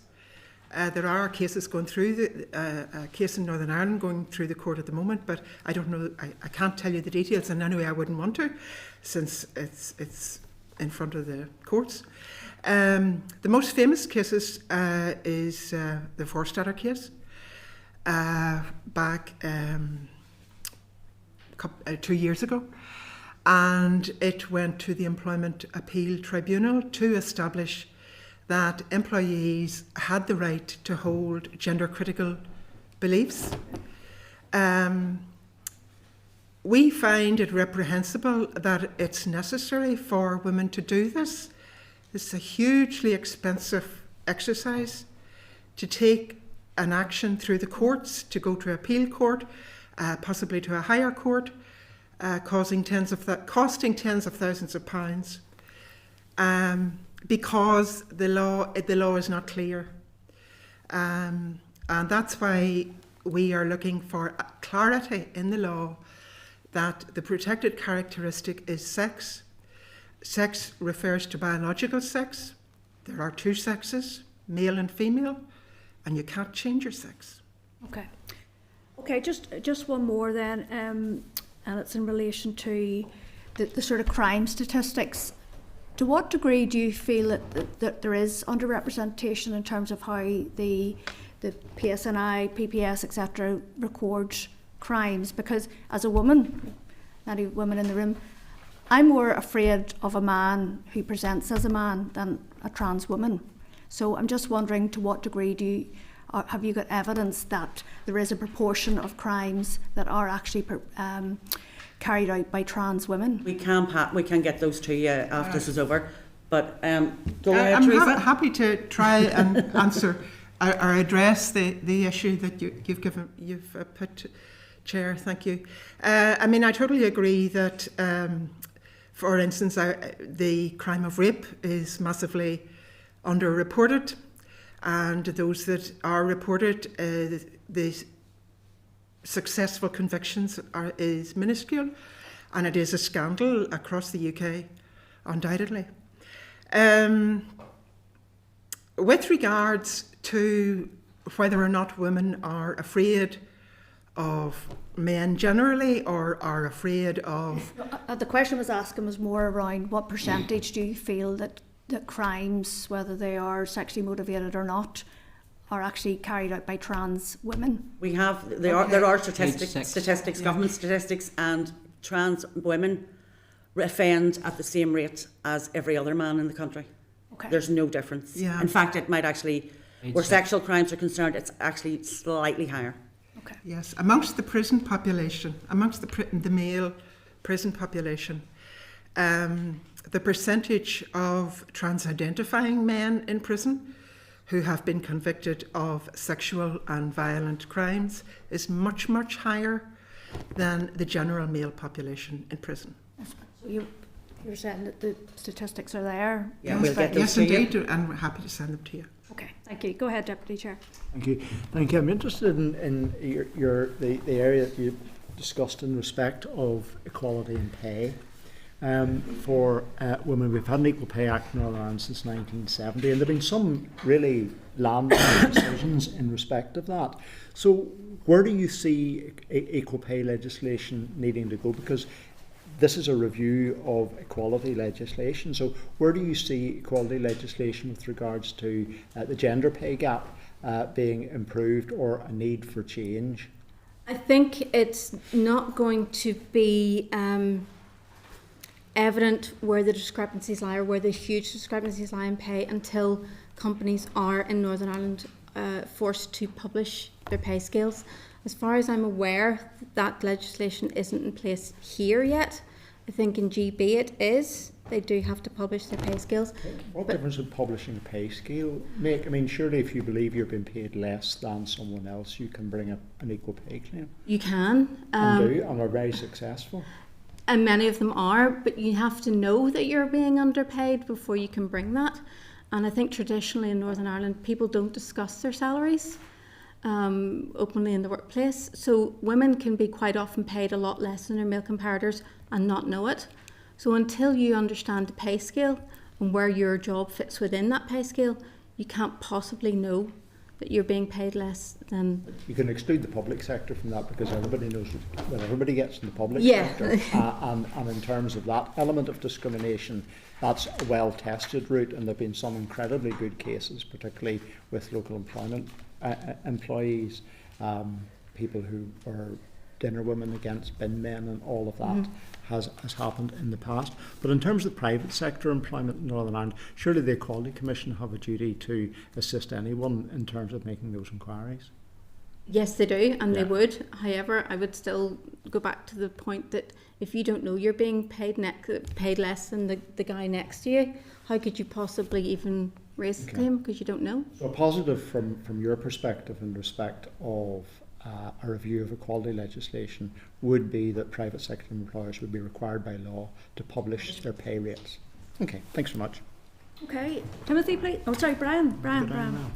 Okay, thank you, ladies, for coming in today for your paper, and quite frankly for taking a stand on this issue. I share your concerns about the erosion of women's rights, and I think there is a pushback across society at a change which has happened in a small number of years, where what was seen as biological fact and common sense, that it's becoming unacceptable in some circles to talk about men and women. I remember being told you shouldn't say good morning, ladies and gentlemen, and you shouldn't say good morning, boys and girls, and I certainly didn't listen to that advice.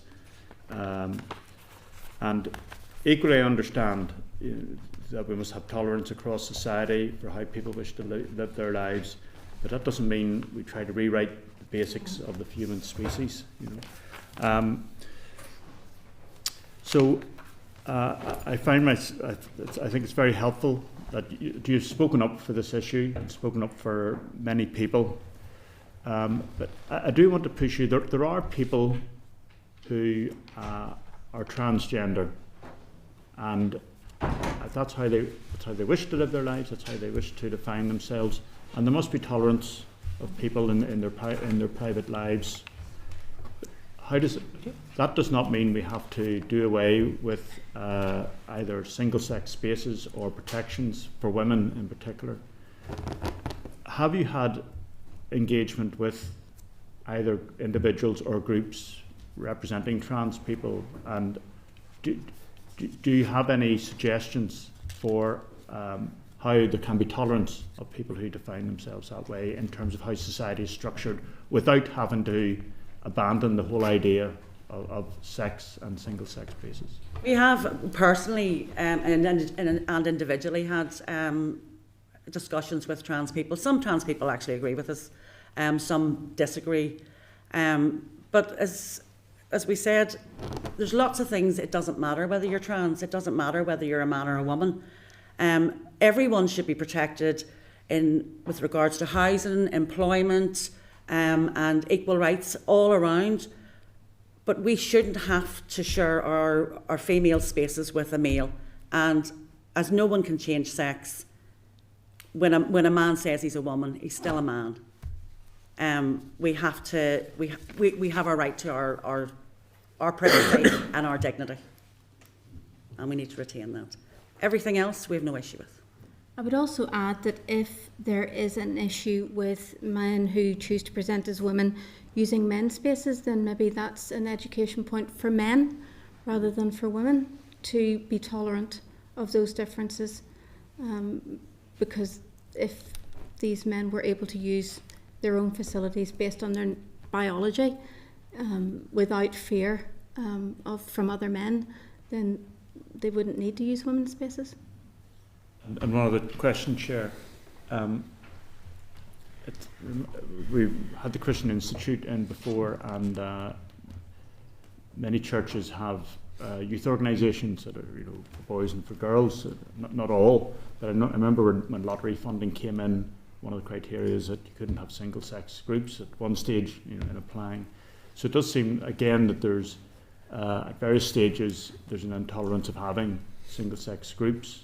And I think there's a case recently in Australia of a biological man who sued a women's group successfully because they said he couldn't be a member. Lesbians in Australia now cannot gather without a man present. That is the law in Australia. Yeah. If a man demands to be present at a lesbian meeting, he can be present. Lesbians do no longer have single-sex protected spaces. Well, this is an example where the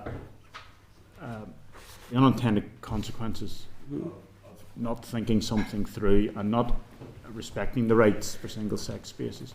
Are you aware of any cases in Northern Ireland that you'd want to highlight where this has become a difficult issue? Well, there's a couple of court cases. I'm involved in one myself at the minute. But again, we can't really discuss them because they're not there yet. But anecdotally, we have lesbians in our group who have been told that they must. This is in some of our Northern Ireland groups that are specifically for lesbians, that they should be accepting men into their spaces, and that we know that a few youth groups that have taken girls away, and a boy has identified as a girl and has been sharing their sleeping quarters. Now, if I was the parent of any of those girls, I would not be happy about a boy sharing sleeping accommodation with my girl on a weekend away. Okay, thank you. Okay, go ahead, Timothy. Thank you very much, and thank you very much for coming along today. It's refreshing that you have come in. It's refreshing the document you have provided us with, very forthright, very proud of the stance that you take, and very much, from the get-go, we define women as adult human females. It's refreshing to hear that in this committee. There's a number of times where I've either asked a minister or some of the officials to define a woman, and they must still be looking for that definition. So they do. So it's very refreshing, and thank you very much for coming and putting yourself out of the comfort zone to come here today. So reading down through some of your submissions, taking this out. So Section 75 of the Northern Ireland Act 1998 states that there must be due regard to the need to promote equality of opportunity between men and women generally, which refers to biological sex. Would you believe that you're the first group that's come that has pointed that out, as that's within law, and this is the last day of gaps in equality legislation? And certainly I note earlier on in the week that Equality Commission now only recognises two genders, and it's good to hear that that's where we prefer. I mean, I'm not being pernickety here, but sex. Yes. Gender is now a confusing term where people don't really understand that it's how you present yourself rather than your actual sex. Mm-hmm. That leads me on to my next point. So, your group would be very keen that in law it's defined as sex. Yes.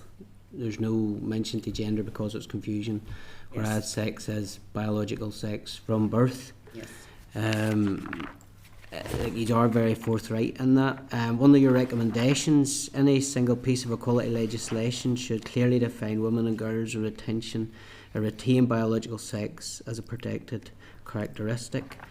I suppose I want to come on to this document, and this is one of the flagships of the executive, ending violence against women and girls. Were you ever consulted, or were you ever asked to take part in the consultation on that? Because one of the Because one of the queries I had from the co-design partners, when I can't remember if it was the minister was here or the officials, was asking them, was there any gender critics that were asked to get involved? Is this your first time coming to give evidence? Yes. And for me, that's a breakthrough moment now that you have come, and certainly when it comes to documents like this in future, that Women's Rights Network would be one of the ones that would be for... Sometimes hard enough to get your local councillor or MLA to speak to, you never mind anybody else beyond that. So, to be charitable to those that hold a different view, why does gender or sex, why does that, create such a hostile environment? I know in this committee in the past, when I've raised it, there is only two sexes. It's faced quite a bit of criticism. Why are there those in public life that are hostile to that? I find because once you scrape the surface, there is no actual factor or reality to it. It's pretty much it's somebody's wish to be, but it's not their reality, and it's not our reality. I mean, I have no objection to somebody defining themselves and any, they could define themselves as a horse and I wouldn't care. But I'm not going to feed them hay and put a saddle on them and ride them around a field. And the same, if a man tells me he's a woman, I'm happy enough to I mean, I don't object to him having the same rights as everyone else, his housing, his employment rights. He shouldn't be sacked because he's transgender. He shouldn't lose his house because he's transgender. He shouldn't lose anything because he's transgender. But he shouldn't be compelling me to use the words to define him that are not factual and that go against what I see in front of me. And going on to the chair's point, and just bringing out them facts, male violence against women and girls and data recording. Recent figures published in the UK show that more than 70% of men who identify as women in British prisons have been convicted of violent sexual crimes, and research has shown that males who identify as women are 18 times more likely to be convicted of a violent offence than female comparators.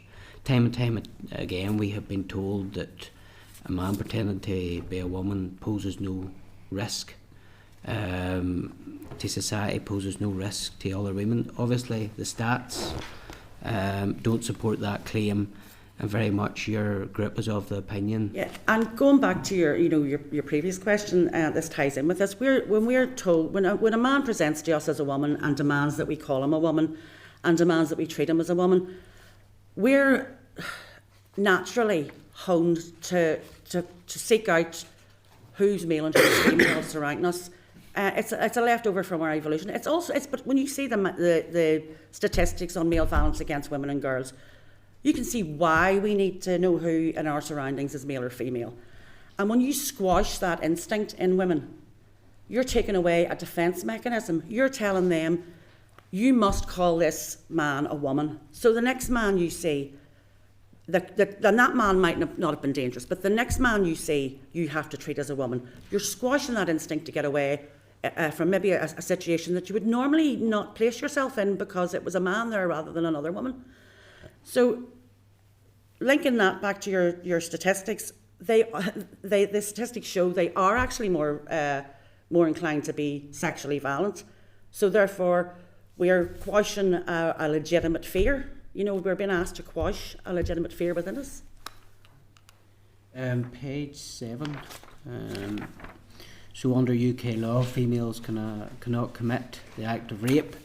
Moving on, very important to highlight that. Page 8. The Northern Ireland Prison Service Rules X91 state women prisoners shall be held in separate accommodation. Does our Minister of Justice know that? Because the last time she was in front of the House, it was always, this is a case-by-case basis. So are you telling me that's in law? That's in page 8? It's actually, I think, in the Geneva Convention that women shall not be housed with men. You know, if women in a war can be housed and separately from men, I don't know. I can't understand how we in peacetime cannot manage to do that. So on that basis, what's your thoughts on this case-by-case basis then for trans women in female prisons? I think it needs to be addressed in the law, in the legislation. So it's good that this committee is looking at it. We welcome that. Yeah. Regarding Ards and North Down Council,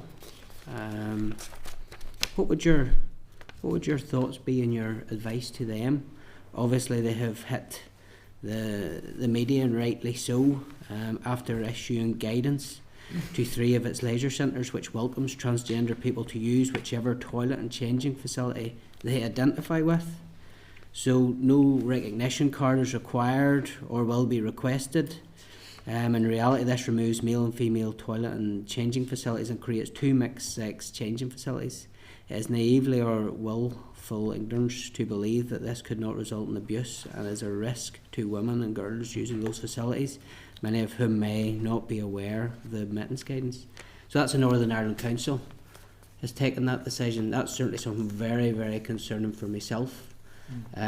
So what would your message to them be today? Again, mixed sex spaces increase the risk of sexual violence towards women, whether that be upskirting.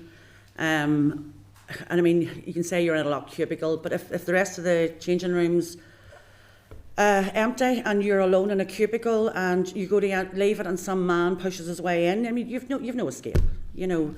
And you know you can't not stop maybe a man coming into an empty changing room anyway. But we have those spaces so that those men who do try to enter those spaces stand out and can be approached and stopped. If it's all mixed sex spaces, it increases the risks to women. And I think if we're going to discuss male violence against women and girls, we have to take that into consideration. And the statistics are there that mixed sex spaces where women are vulnerable are more dangerous for women. And just can I add something? Yeah. I suppose that's why we particularly have included our wish for that the Assembly and the Executive would make provision to inform service providers, not just private commercial organisations, but also government departments, that there's no such thing as self-ID in Northern Ireland. That the way several organisations, public sector and private sector, have gone ahead, implemented self-ID into what was previously female spaces without any consultation, it's just completely inappropriate. Yep, and just to finish off my last question, so going back to the Ending Violence Against Women and Girls document, obviously something very serious and a problem in Northern Ireland. Do you believe for something like this to be successful, the executive needs to work out and define what a woman is to be able to enforce their policy and have this a success? Yes. Yes. That's our biggest ask, is that where any legislation is being drafted, it refers to male and female, man and woman, based on a biological reality and not an acquired gender or a self-ID approach. Thank you very much. Thank you, Chair. Thank you. Carol, please.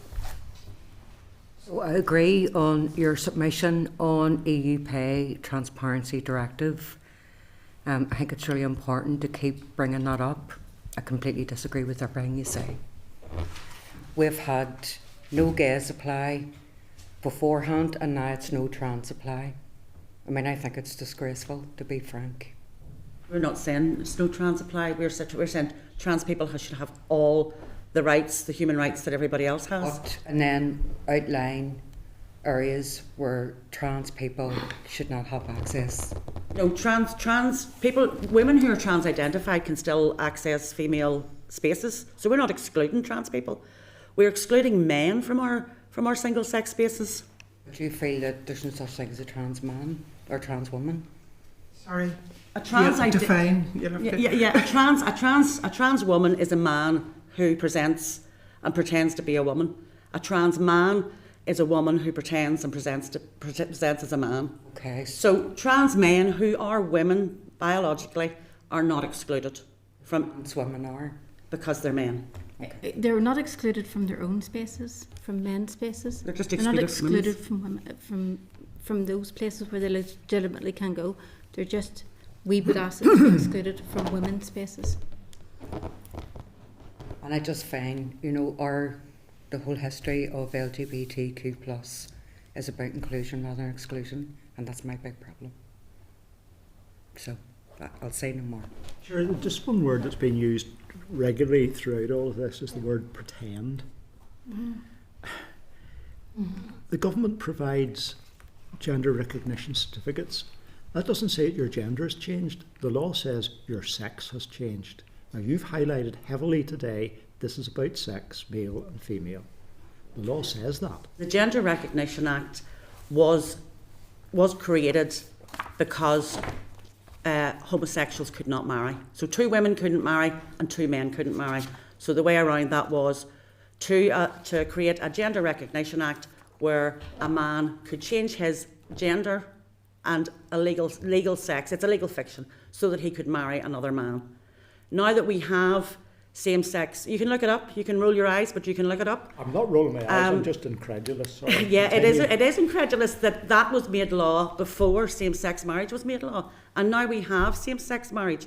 There's no need for a Gender Recognition Act. Men could not marry men before the law changed. Likewise, women couldn't marry women before But they the law could changed. when they had a gender recognition certificate because, as you say, legally their sex changed. Yes, but that was not the purpose of having gender recognition Can I add to certificates. that? Conscious I still have to bring Sinead in, but go ahead. No, go ahead. Make your point quickly. Thank you. With regard to the Gender Recognition Act and the associated gender recognition certificates, it's important to bear in mind very few trans people have a gender recognition certificate because the subsequent legislation has given them many proper rights. So the gender recognition certificate really is irrelevant. It's not approximately 5,000 in the United Kingdom. I think just sorry, Sharon, for just to conclude this. I think I find the word, and it's not me, I do, and I believe that many trans people will be traumatised by listening to this today, and they will be offended and traumatised by the use of the word pretend. Okay, thank you, Sinead, please. Stuart. Thank you very much for coming, first of all, before the panel. This is an extremely sensitive and complex issue, and we need to be really mindful of our language and the impact that it has on very vulnerable people in our communities. Not everyone fits neatly into male or female. It is extremely complex, and there are a lot of issues regarding gender identity. And we have to be very sensitive towards it.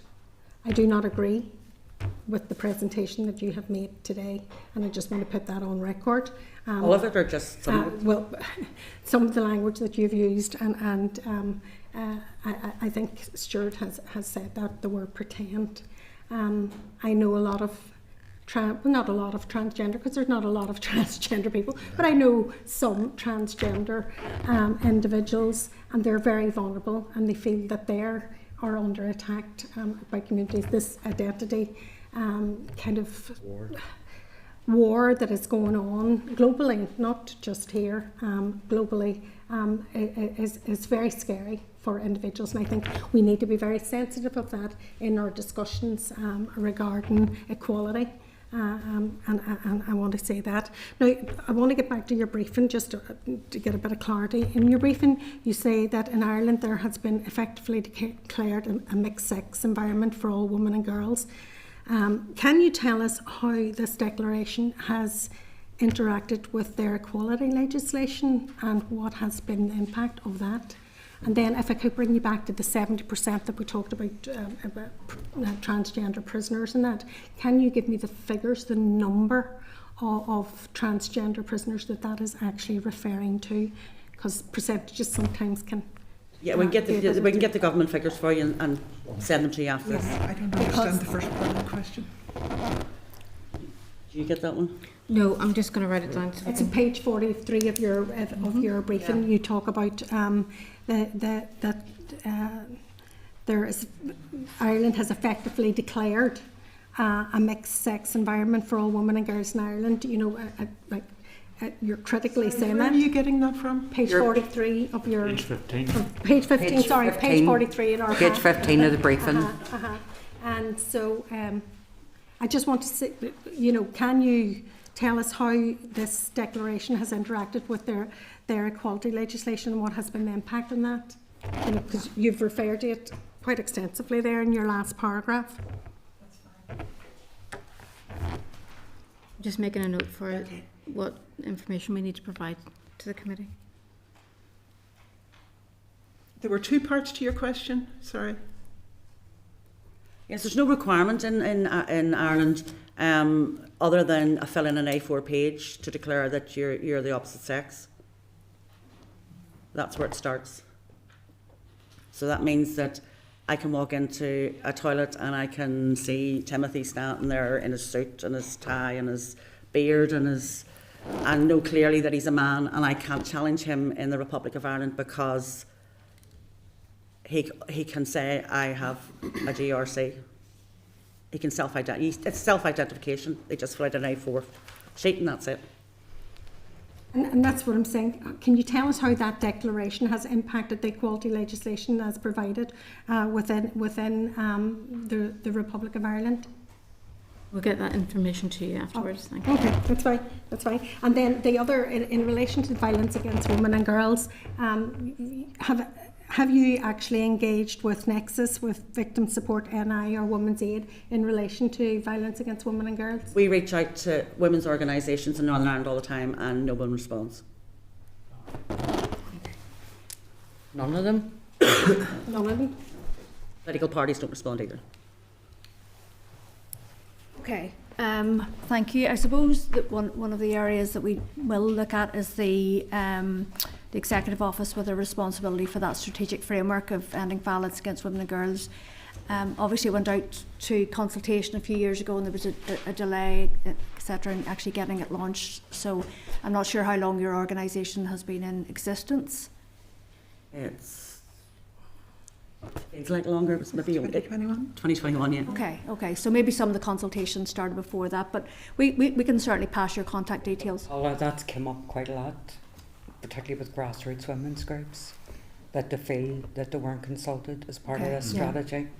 So No, I'm just offering something from today's meeting, for example, just to ensure. But no, I totally agree. I think that there was quite a lot. Missed opportunities, Yeah.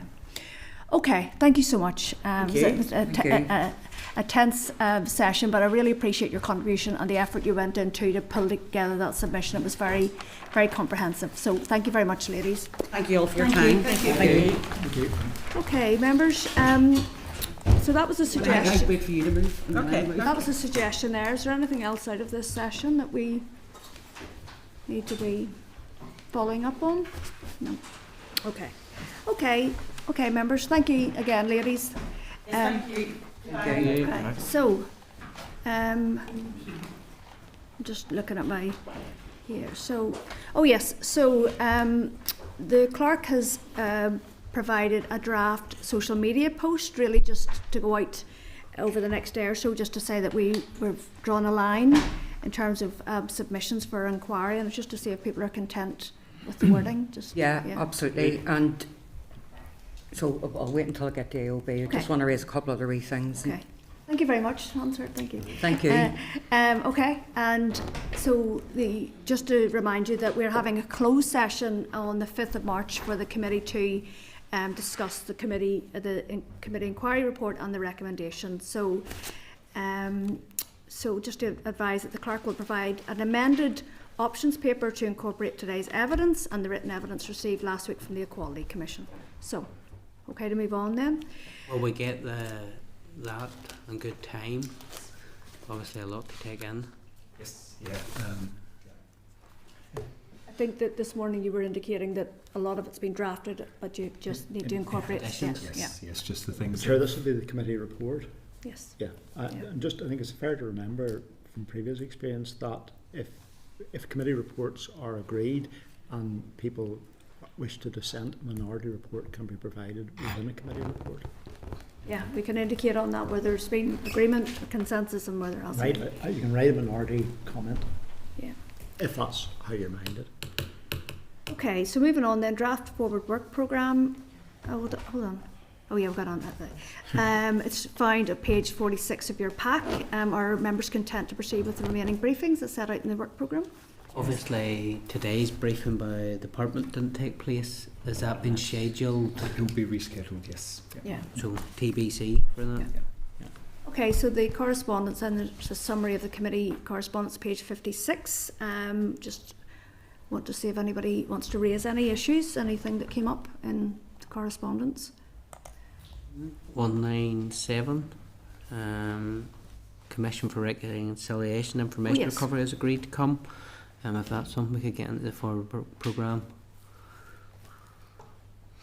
Sorry, which one was this? The ICRIR. I think they are coming. They're coming. Yeah, We've asked them to come. They are coming. So they are coming on the 26th of February. 26th. Sorry, I thought you were talking about the commission for the location. Yes, because that's they said they weren't coming. They weren't coming. Although I thought it was a very good paper that they provided. It's just a pity they can't come and speak to it. Anything else, members? No? Okay, so my tabs open here. Any other business? Carol, do you want to raise? So the issue of the closed session that we had for those women made complaints, it's just about how they're followed up, because we've got the truth recovery coming in our forward work programme. Yes. And I've also met some birth mothers and adult adoptees. And I don't think they're connected to that group that we met at all. But there's a constant theme of feeling that the panel is loath to recognise the whole arena of misogyny and patriarchy. They feel that when they raise issues that they're closed down. They feel that an academic approach is okay, but the other approach that requires a compassion and sensitivity is severely lacking. They're shoved into wave. They're all treated the same as victims and survivors, and it's traumatising them. I think that would be the first thing. If I could just sum up. And I felt that, and there was 6 of them, so I felt that they were very credible, very plausible, and not to have a point. I also met with some more last Wednesday evening, and I've asked them to write, to ask, and what we were talking about this morning, the clerk and myself, was about that day on the 12th of March when the Truth Recovery Independent Panel comes, that we would bring some birth mothers and adoptee adults to that session, and if they want it in closed session, that's fine, but I think that if we could sort of marry that up that day. I've got the email yet, I'll go back to the lady and say, could you send it in? In fairness to the Truth Recovery, I think we need to write all that out to them. Yes. And as well as the TO officials, because the TO officials are responsible for this. So, and so in my opinion, they need to provide the support for both the Truth Recovery Panel, but certainly the victims and survivors is most important for me, and it's really, really clear that that's not happening. Like those women that I spoke to weren't aware, because obviously it was in closed session that others had made complaints. Yeah. And when I informed them that others had made complaints, you could see that they were really relieved and appreciative. But rather than, because anybody, I just don't want anybody getting bounced. So I feel, you know, it would be completely appropriate that we write out well in advance and we write out to the officials at the same time and we get a response. I think after the session with the ladies, there were a number of issues. We did write to the department just to highlight that there was that misogynistic experience that was received. So I knew that, but we didn't write the Truth Recovery panel. We didn't write. So we can, if members are agreed, have the committee to write to the panel. And then the other wee thing is, see your social media tweet. It's grand. I think what we need to do as a committee to encourage people coming up to the end of that consultation to apply as much as possible, because there are still people who aren't aware. Yes, exactly. Really, genuinely, they're not aware. Exactly. Anybody else want to comment on that before I bring in a similar issue? No. I heard this morning on Good Morning Ulster the segment of the historical clerical abuse survivor. I thought was really good, and the testimony that's being taken in that space. 4 weeks ago, we had the Executive Office here come to talk to us about, and Lisa Caldwell, the chair of that interdepartmental working group, and we asked for social media posts, anything that we can help to. Yet we haven't received anything, so I've asked the clerk if you can go back and chase those up, because if the expectation is that they will have this completed by the summer, we've already lost a month, and you know, we've all got quite large social media platforms, so I think that's the concern, that with that they'll miss the opportunity to hear as many voices as they can. Okay, anybody else want to raise anything? Go ahead. Could I just make a quick point about the training last week? Thought it was very worthwhile. There's part of the discussion was breaking it up into time slots instead of number of questions, which I believe that's what you done today. And just to say, I thought that worked well. Okay, that's good feedback. Thank you. Aye. Go ahead, please. Just as Timothy says, one day maybe it's as well we didn't have the other presentation, because we were packing too. Would have been here another hour. I know you had to do that on one occasion, but if we've an hour or for 45 minutes, if there's 9 members, you know, okay, they talk for a while, but if we have to be allocated 3 or 4 minutes each, and then we can be told your number of questions aren't being counted, but your time is being counted, and then we can almost manage our own time without, you know, but interact with them and say, well, look, I want to move on.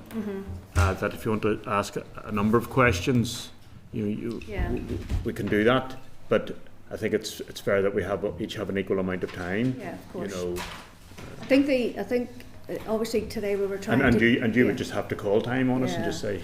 But I think the fact that we are trying to get that line drawn under the committee inquiry today, but I think going forward we are trying to have less panels to give more time to people. Okay, everyone, thank you very much, and we'll be back here next week, same time. Thank you. Committee Room 30, sound.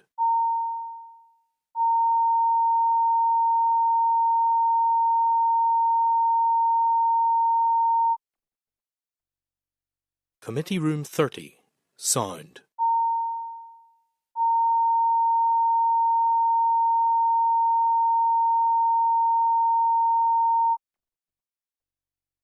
Committee Room 30, sound.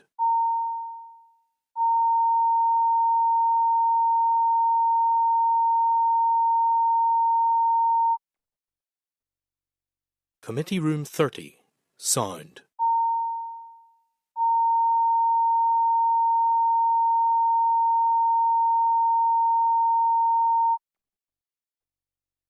Committee Room 30, sound.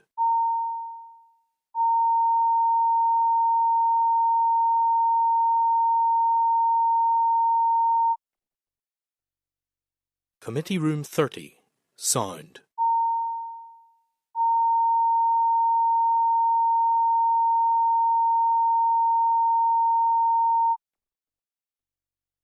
Committee Room 30, sound.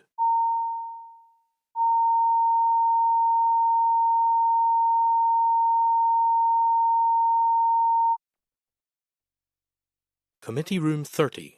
Sound.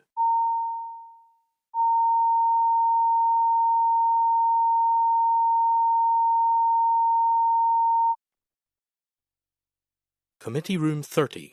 Sound.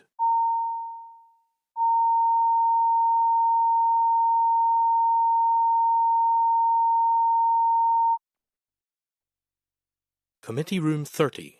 Sound.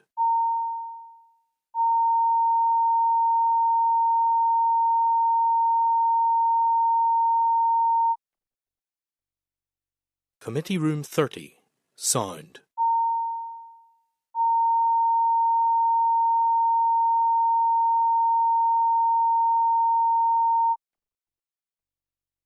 Committee Room 30.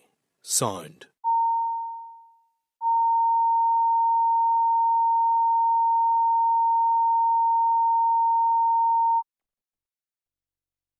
Committee Room 30. Sound.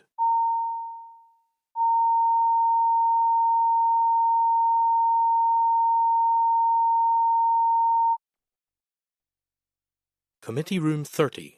Sound.